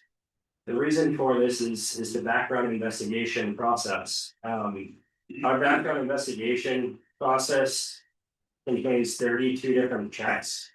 So just to kind of go through that for the town, we did the town of Weathersfield background investigation consent, an NCPA request for criminal record check, a Vermont law enforcement waiver and authorization for disclosures, the town of Weathersfield general waiver. So those waivers allowed us to do an extensive background investigation process. We've completed the Vermont Crime Scene, Vermont Crime Information Center check.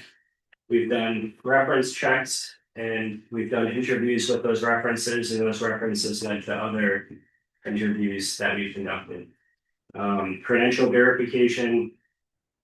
We did a law enforcement inquiry into the resident jurisdiction where he lives. So these are just a financial check, prior military experience review, prior employment check for every department that he's ever worked for, and so forth. The DMV check, drug test, fingerprints, domestic partner interviews, polygraph and MPI, state's attorney interviews, and so forth. So these background investigations take some time, and unfortunately I haven't cleared everything on the background tonight. I have had questions about why we haven't made an appointment yet, and that's the reason why the background investigation is taking a little bit longer than anticipated. I emailed the select board and asked for a date that we could potentially do it on Thursday or next Tuesday. My final interview is scheduled on Thursday at 1 o'clock. So if we schedule it prior to, we'd be assuming that portion would clear. So I mean, we could schedule the meeting and then we could cancel it later, or we can schedule it for the following Tuesday. So I'll be in touch with everyone to go through that. The selected candidate is currently assisting in a limited administrative capacity only, pending final background clearance. So he is performing administrative work, he just hasn't been cleared for law enforcement work. I have 1, 2, 3, 4, 5 parts in the background check that are either pending results or scheduled for an interview. And then again, if those clear, we'll be doing it in a public meeting on select board meeting. So the administrative work that he's currently performing is assisting in finalizing our dispatching services. We have made an agreement with the town of Woodstock for dispatching services. And the Windsor County Sheriff's Department is allowing us to use their channel so that we don't have to install some amount of stuff. So that's all currently in place, and we're just working out the details, switching out the radios in the cars. When we purchased the car, when we going to the sheriff's department the cars, they switched out the radios, then they left our radios at the fire department. So these radios are being reinstalled in-house, so we're not actually sending them out to get the pay someone to do that, or most of the officers are doing them that themselves. The administrative work also includes reviewing state mandated policies required for police department operations. So that's a big one. There's 7 key policies that we need in place on day 1. When the officers, I think they're only performing law enforcement functions. So the select board will see some policies coming forward. He's coordinating uniforms, badges, and equipment. So many of you guys brought a sticker. So he has the patches have been ordered and those are on the way. Assisting with police cruiser marketing and design, supporting recruitment efforts, including development of police officer job postings. Those will go out this week. Assisting with department setup, planning, and facility layout, and various other administrative duties and responsibilities that I have been working on right today.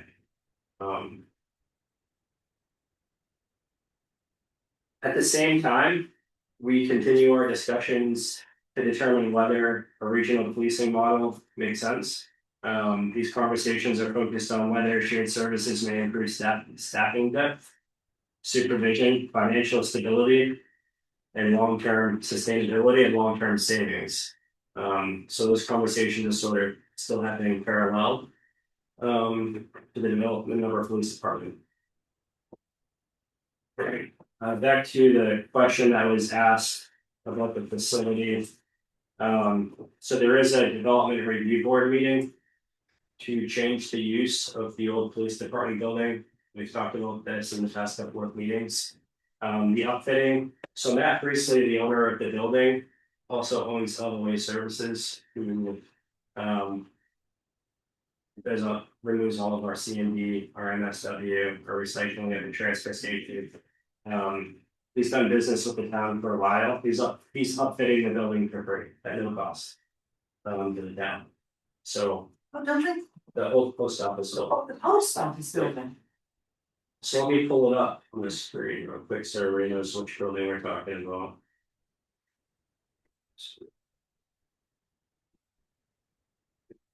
So we'll go to the street view here.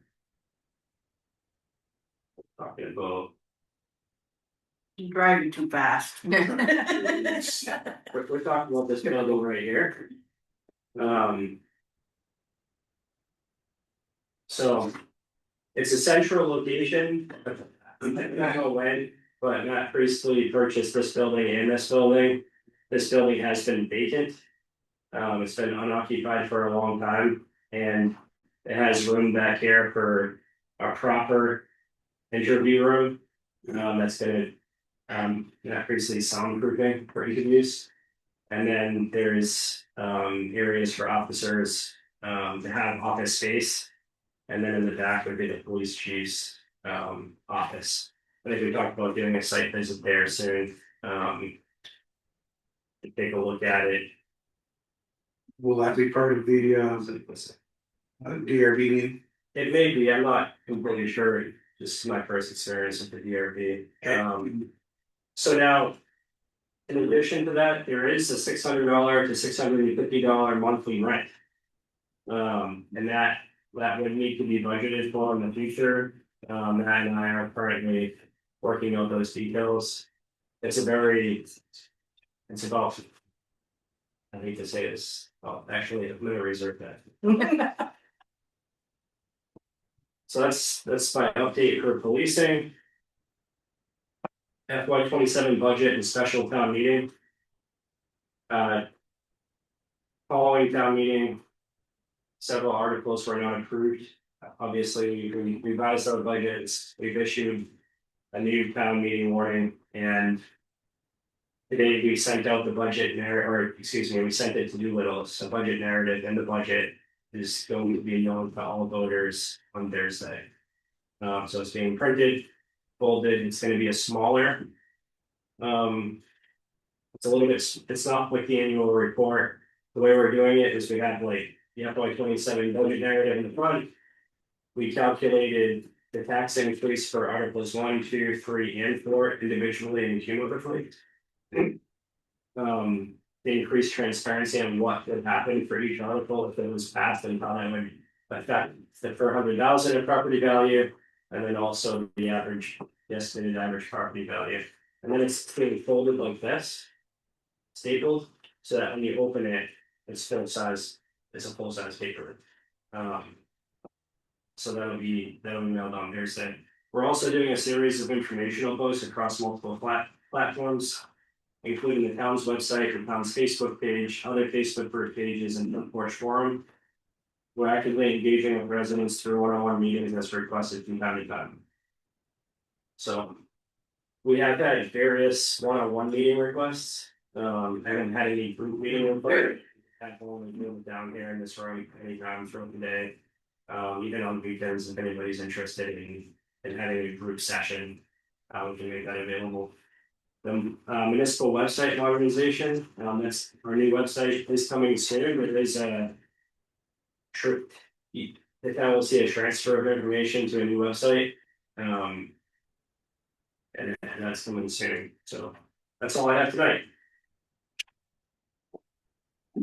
You know, we've already spoke, can we ask a question? Yes, ma'am. About this thing? Yes.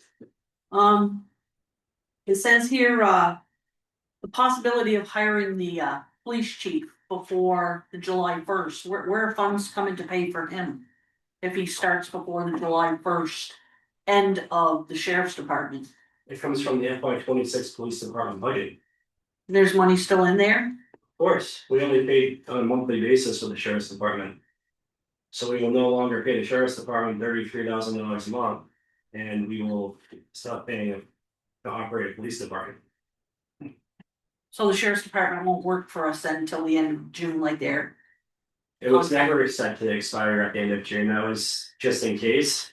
It was to expire at the end of May. Yeah, actually, May 1st, which is. That's Friday. Yeah, but the sheriff's department is working. They're actually they've been a pleasure to work with through this transition. Well, I'm just curious how that was, because I thought we had the sheriff's department until the end of June. In addition to that, I will say that when the FY 26 budget was approved, it was approved as the Weathersfield Police Department. And then after the budget was adopted, then the select board. So we actually have an FY 26 official Weathersfield Police Department on the books right now. And the salary for the chief is more than what was offered for the chief. So we actually been in about 15,000 or 15,000 under budget. And I'm just curious. Just so people out there can know the answer. No, that's a good question. Any other questions? On the report? He's looking at you, not me. No, I'm trying to look at everybody. I don't want to leave anybody out. Want to make sure the public too, did that answer the questions for the facility?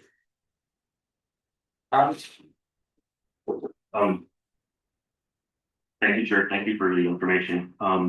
So it looks like if it's $650 a month, that would be $7,800 per year. The FY 26 approved was $401,383. Your projected was $434,497 due to added costs. The FY 27 revised, you're at $426. and obviously the general fund's budget, is printed, going to press. So all I would say is, just because you're budgeting for 26 doesn't mean you have to spend it.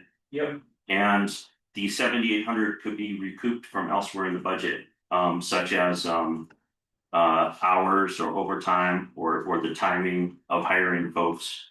So that would just be from, and I can't speak for budget committee because we haven't met on this, I haven't consulted or anything. But I would just say, like, you within your budget, you should, if the select board, decides to go that route, that could be offset, and you could still work to come in at the FY 26 amount, 401. So, And there's only probably 1 month that the facility will be operating at by 26, but I will say that the police chief salary is at 101, and we're gonna be coming in at 87.5. So we're going to offset that expense within just that offset there. Does that answer everyone's questions? Should I elaborate one? I'm good. Good. Thank you, Brandon, for your update. Future agenda items. I put this on there not to talk about the items so much as just to try to get them prioritized for moving forward, or if there's anything on here that can disappear. I don't care what's on there, but there's probably quite a few that can disappear. But do we have an update on Old Bowl Road yet? I think we're waiting for something in legal.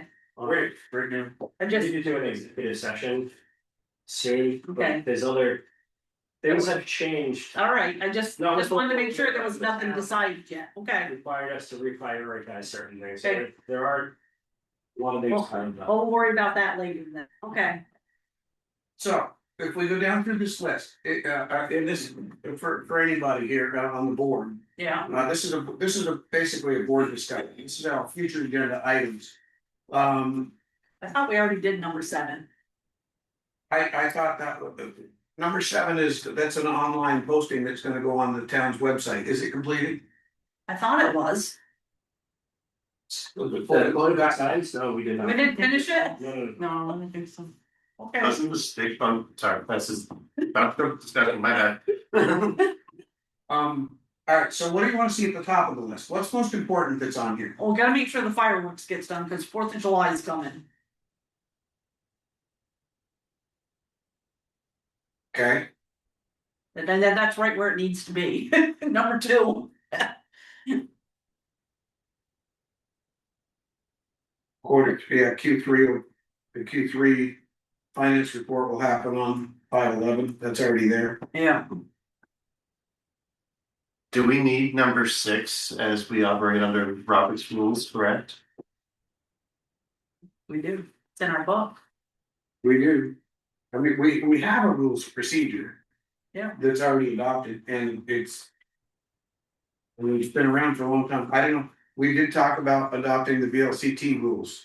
That were put out, which I read, I got those first from Brian Bosenberg at the planning commission. Anyway, rules of procedure, is that something we need at the top of the list or the bottom of the list, or, Bottom. okay? Social services policy is gonna come off after the next meeting. I'm sorry? Number 10 will come up, number 11 will come off after the next meeting. Yeah. If we just continued it to the next meeting. What is number 10? What's that? That's something I've asked for. Appointed official handbook? Yeah. We don't we have one of those? Isn't that big? Isn't that what that big binder thing is? That's for us. Oh. No, this is like Did I get one of those, by the way? You might not want one. I mean, it'd be nice to know, I'm on the board. Yeah. You have to get that from Brandon. What about this John Jensen? So where do we want that? I think for the appointed official handbook, Yeah, I would say at this point, by next, I would say December, January at this point, and then that will give us the actually, let's do November. that sounds like it's the bottom. Well, no, it's not at the bottom, but there's really no point of implementing it right now since the select board just appointed committee, so. We would have a fresh start in March of next year. We're select board to adopt one in November, December, January. And then we can distribute it to all appointed officials going forward. What about number 9? Have you heard from number 9? Mike, have you been? They're my neighbors. I mean, I've run into Will a couple times. I haven't heard anything. Okay. I would be inclined to say that. Take it off for now. Take it off, Yeah. and if they call. Yeah.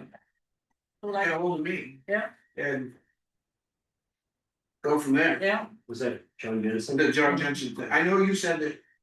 Put it up, but we haven't heard anything, so. No. When they call and you hear something, then, Well, then she'll call, oh, she'll email me. right? Yep. One of the things that's fallen off the list was the update on the wastewater study. Oh, yeah, yeah. I don't know about that. Feasibility. But that. I don't know that we need that on a future agenda item. That's something that's in process that we make a call and say, well, when are we gonna get this update? Where are you? We get our update. Yeah, and we get our update. Yeah. Okay, well. No, I don't wanna lose it. We're not gonna lose it. There's no way we're gonna lose that one. That's kind of what this list is to me, is like something so we don't lose things. But I don't think we're gonna lose that one, are we, Brent? No, A wastewater update? no, we'll have the update. The engineers are working on several different projects for us, and admittedly, they prioritize this very well. Okay. But they're just not having any success. Yeah. I mean, and they've been telling us that for years. Yeah. Our only real options are to go from Windsor or Springfield, and it's They cost don't want, prohibitive. they don't want to, yeah. So, We're I gonna think that's close it gonna out. be the basis of. They just is Finish it, yeah. We may just. Make their have them recommendation. Do their 70% report and then. Then be done, yeah. So Veterans Committee, Transfer Station, Town Forest. Rules of procedure. I think we've already, what did we do with that just now? Can we just put that on hold for the time being? Or down the Along line. with the appointed official handbook. Okay, well, I got those down from Bob. A Town Forest discussion. That's going nowhere. Until we get some political will behind pursuing an access, it's not going anywhere. Yeah, transfer station discussion is, what is that? That's important. That is. That is important, Actually, because that's why, right. that's about why are we still losing money and what can we do about it? Yeah. We'll do a transfer station when we do the Q3 finance update. I'll give you an update on the financials for the transfer station and exactly where we're at, projected to be at year end. Mr. Chair? Yes. Question. Weren't you directed to put out an RFP for someone to do a study of the transfer station? I was. What happened to that? Numerous issues occurred in the town that deprioritized that I haven't had to done. Can we put it back somewhere near the top of your list? Yeah, things have been starting to cool off a little bit, but still not 100%. I have to get this police department going as like top 3 of my priorities. And get through a budget. We'll get through it, and then one of the mains, right? Let's just not lose that, Yeah, no, yeah, because that's germane to the discussion. We need an analysis of what are we doing right and what are we doing. I can do the study, I'm there 3 hours every Saturday. I bet you could. I don't even charge you. Oh, you're too busy talking. And you can come and sit with me, anybody can come and sit with me for 3 hours and watch what's going on. Let's put a deadline on that assessment of. That's important enough where we should have that completed before the next budget cycle, so why don't we review the on the May 26th. We'll have one No. ready for May 26th. Is that Memorial Day weekend? I know, but the first is Memorial and that's the 25th, so we'll have the meeting on the 26th. Okay, that's Tuesday. Yep. We haven't scheduled that yet. You can't just automatically give us a meeting. We haven't done that yet. Some of us might wanna be on vacation. Yeah. Well, either the 26th, that's just then. That's a Tuesday, Yeah. isn't it? Yeah. Yes. But we haven't scheduled that yet, though. It's just making meetings for us that we haven't scheduled. How would I say this, either the second meeting in May or the first meeting in June? I'm telling you, it's not your choice, it's our choice. I'm with you, Kelly. She got you. Do you want the RFP? Yeah, we can take care of that under. So I'll let's just- just o'clock, everybody gets silly. At a Next future time meeting, you I'll will be receive back. the RFP. At a future meeting beyond the second meeting, you'll receive the RFP. Fundraiser cash management policy, I think that's the only one left. Everybody in the audience is on their phone. I'll check with the basketball. Are you in? No, I got no dog in that fun. Just checking it out. Fundraiser cash management policy, what was that? That's for like the town recreation. Any money Fair. that's taken The in. rec when they- fest, it's this money being taken in outside of the town office. So Fundraising. it's for fundraising in the town. Policy for fundraising. Yep, we have it mostly drafted and we're currently working on finalizing that draft. So that's, it's down there, so we're at the bottom with everything, I mean, Is that something that sorry, go ahead.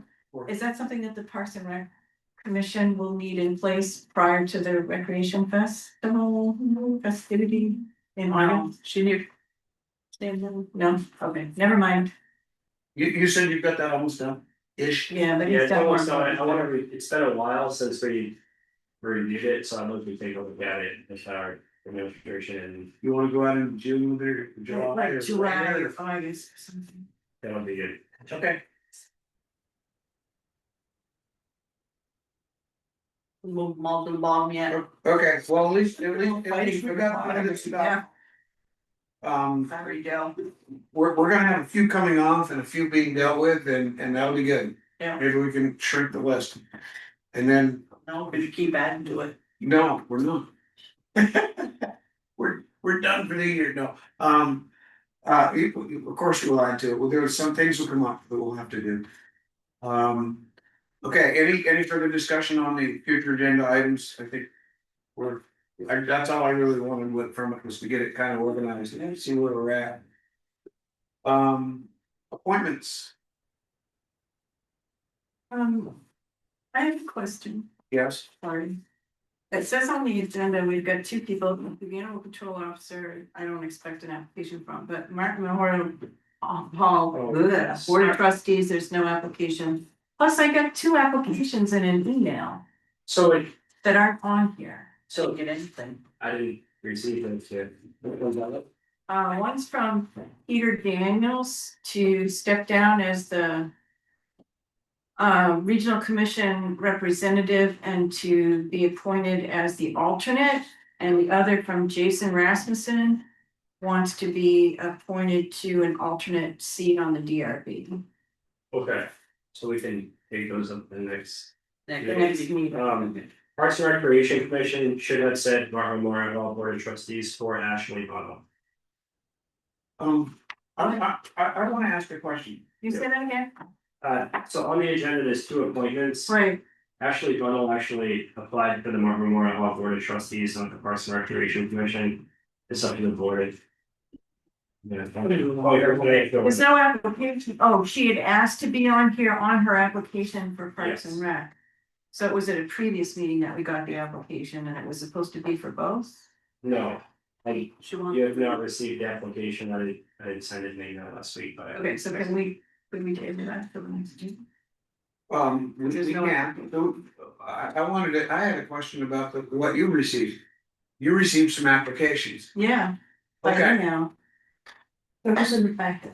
Okay, These That- are not in the packet. Weren't they? No. I thought Jason had sent. Okay, hold on. Here's what. Those are separate If emails. I this got was, too. John, hang on a sec. If this was happening like a week after elections, I would be concerned about waiting. But we have them, they're on our table. You, whether they came through you or him or me, to me, it doesn't at this point matter. You have two people with a written request, and it's on our table. And I'm personally fine with doing, like I said, if it was a week or two outside of election, beginning of the year, I would pause and say, but I would be fine with dealing with those DeForest You have a good, can you give me a good reason not to? Yes, no? I'm not comfortable doing, I'm not even sure everybody has these. Yuka says she doesn't have them. Did you get one? I did not. I have. You got. I got, it's a separate email, I got a copy of them, I didn't copy it. He did not. But I know of at least. I have a lot of like red emails. Did you get that? I didn't, but I mean, we can go through the information pretty quickly. I just feel that we've gotten in trouble for not doing things for doing things that are not on the agenda, Well, it is, appointments are on the agenda. but not these two. Hannah signed DeForest on this one. It sets a little bit of a precedent, although I don't want people to not volunteer. Does Brandon know that we got them? Brandon doesn't even. Brandon doesn't either, so that's why they're not on the agenda. Okay. So I guess I'm a little. All right. I get your point, and I think it's a good one. But these two gentlemen have been around for a long time and they're not gonna work. Put off. Well, that's my other point, is these two gentlemen have been around for a long time, and I know who they are, I know what they do, that's. Well, it's an interesting fact that Mr. Daniels didn't know that he'd been replaced as the representative on the regional commission. Because we appointed Mr. Stapleton without realizing that Mr. Daniels already held that seat. Well, he held it previously, but he didn't submit after the election. Apparently didn't know that he needed to do it every year. He's been holding that seat for a very long time. Yes, I know. It's a conversation. Through three different names over there, I think. Yeah. Okay, I'm fine with Right, holding so up. I make a motion to appoint Kathy Sullivan as our animal control officer. Do I hear a second? Second. Motion's been made and seconded to appoint Kathy Sullivan, Animal Control Officer. Any discussion? Hearing none, all in favor of the motion signify by saying aye. Aye. Any opposed? Any abstentions? Motion carries, it's unanimous. The motion to appoint Ashley Bennell to seat one of the Martin Memorial Hall Board of Trustees. Term to expire.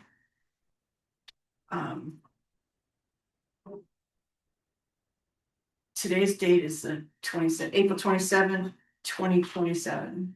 Shouldn't that be, oh, sorry, give me a second first. Do I hear a second? I'll second. Motion's been made and seconded. Shouldn't that be ending at the election when all the other appointments? No, they're 1-year appointments. Oh, I thought they all used to expire at the election. I don't think we've established that. I think it's a 1-year. I don't know what I'm talking about, so I'm not gonna say one way or the other. I think it's something that we need to check out with town clerk. Or whoever's in charge of setting. I know that you have been dating these as you've been making them. I have them because this is a 1-year appointment, so I'm assuming it's 1 year from the date they're appointed, because it does not say all terms expire on town meeting day. Okay. But So that's the part we I'm need. more than happy to be corrected if I'm incorrect. Okay, and we can correct the date if we need to. Yes. So motion's been made and seconded. Any further discussion? Hearing none, all in favor of the appointment of Ashley Bennell to seat one, Martin Memorial Hall Board of Trustees.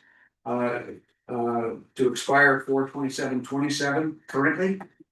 All in favor of the motion signify by saying aye. Aye. Any opposed? Any abstentions? Motion carries it unanimous. Any other business? I think we covered the. Didn't we? We just had the discussion that I talked about. It was either under time manager update or other business, so I think we already had that. I think it was the budget with August and he's going. So I don't have any other business. Anybody have any other business? Well, just a reminder to people, the open meeting is for the town at school Saturday. I don't know what time it is though. Yeah, what time is this special? May 2nd, the special. Not May 2nd, no, it's May 16th. The informational meeting on the municipal budget. Did you change it? It had to be because we had to have 30 days notice. So it's Okay, May okay. 16th. Then we have it right for Correct. school. Okay. May Did you- 16th is the date of the. Did you notify the school of the change date? What was that? Did you notify the school of the change date? Yeah, they've been on my. That I've sent everyone. Then I'll contact them again. I'm telling you, we don't have it. Okay. I know that for a fact. And then voting is on May 19th. Well, thanks for letting me. I thought it was May 16th and no, it's May 2nd. I said, I think you guys got it wrong. Okay, It is, yeah. okay. What time is that? What time is the meeting? 12:30 p.m. 12:30. Same time. So 12:30 May on 16th. May 16th at the middle school in Weathersfield, Wisconsin. In the gym, yeah. In It's the only a gym town meeting morning. is town meeting. Yeah, I know, just making sure everybody's hearing this. Okay, Okay. motion, any other Sorry, I had business? the wrong Yeah, name. one quick question here. When we do the Zoom recording and saving, does it save all the comments too, or is it does? Where can you go to see the comments? Because when I watch the stuff on YouTube, it doesn't show the Yes. comments. It doesn't come as part of the recording, I would have to export them. Okay. I was just curious on that. Okay. I'm sorry, what was the time again for the intro? 12:30. 12:30, okay, that's what I thought. Any other? Hearing none, motion to approve the warrants. So moved. That's right. We Second. can't just do it.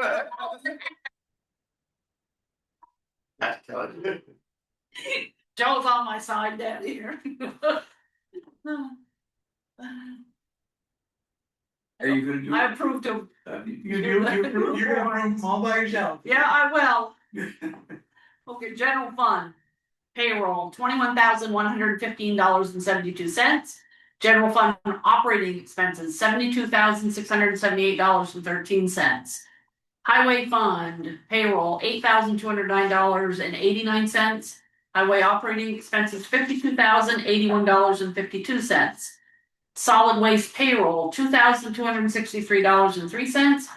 Solid waste operating expenses, $3,418.27. Library payroll, $2,632.62. Library operating expenses, $121.85. Under the extra, Bowen Hill scoping, $5.21. Green Valley culvert, $447.02. Bike/walking scope, $938.75. 130 Maple Street, $2,168.64, which is for a total of $3,559.62. Grand total payrolls, $34,221.26. Operating expenses, $131,859.39. Do I hear a second? Second. Motion's been made and seconded to approve the warrants. Any discussion on the warrants? Yes. My first question is bike walking path scope. When did we approve that? And where, A long time ago, in Perkinsville, it's a Perkinsville scoping study. Yep. we approved that Yeah, and we're paying for that? I thought that we, it's 100%, it's a grant. okay. So what does this expense represent? Cause that's been like going nowhere. They've been trying to get Yeah. an RFP approved by the state. So what is this expense?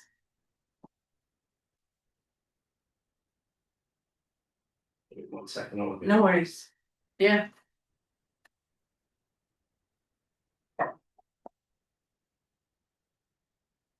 And see, I see we're paying it out, but do we get it back? Where do we show that we get it back? I just Or didn't know it's state grant. spent anything. Cause it hasn't really gone. Never know.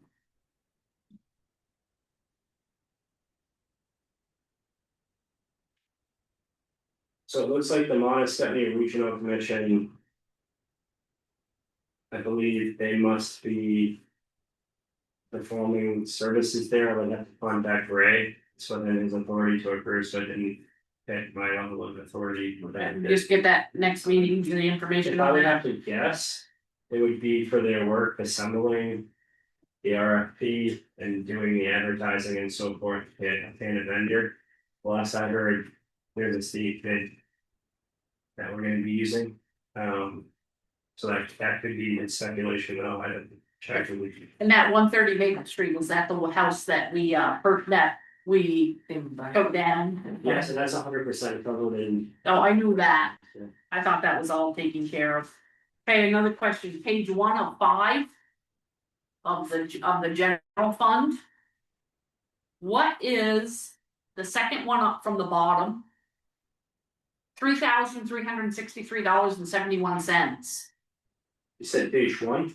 Page 1 of general fund, second one up from the bottom. Did we have some major work done over there? At Yes, the old schoolhouse? We did electrical upgrades at the 1879 schoolhouse. We also, what was that? Upgrades to what? There was a couple of switches. I Must be in the South classroom. It is. Okay. No, it's the new classroom. I have to talk to Robert Bates. He did brief me on it and went through it, but I had to go back. Yeah, could we get some more information? That's all I had.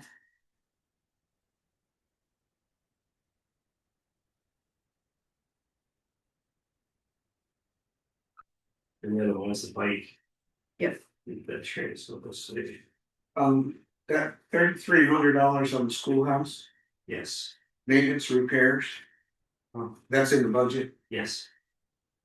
We have a maintenance and repairs line in the budget each year, we consider that school loans. Yeah.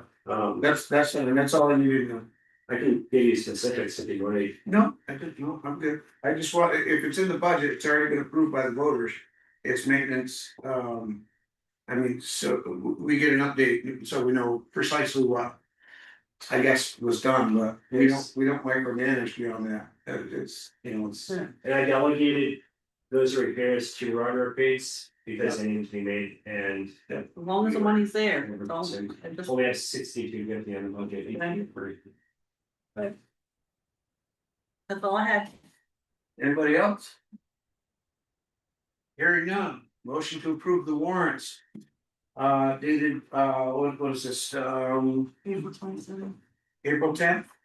April April 27th. 2026. Any further discussion on the motion? Hearing none, all in favor of the motion signify by saying aye. Aye. Any opposed? And any abstentions? The motion carries, it's unanimous. Do I hear a motion to adjourn? Do I hear a second? All in favor? Aye. We are adjourned. Too bad. Well, I left with 50 more minutes to do, so. You did not.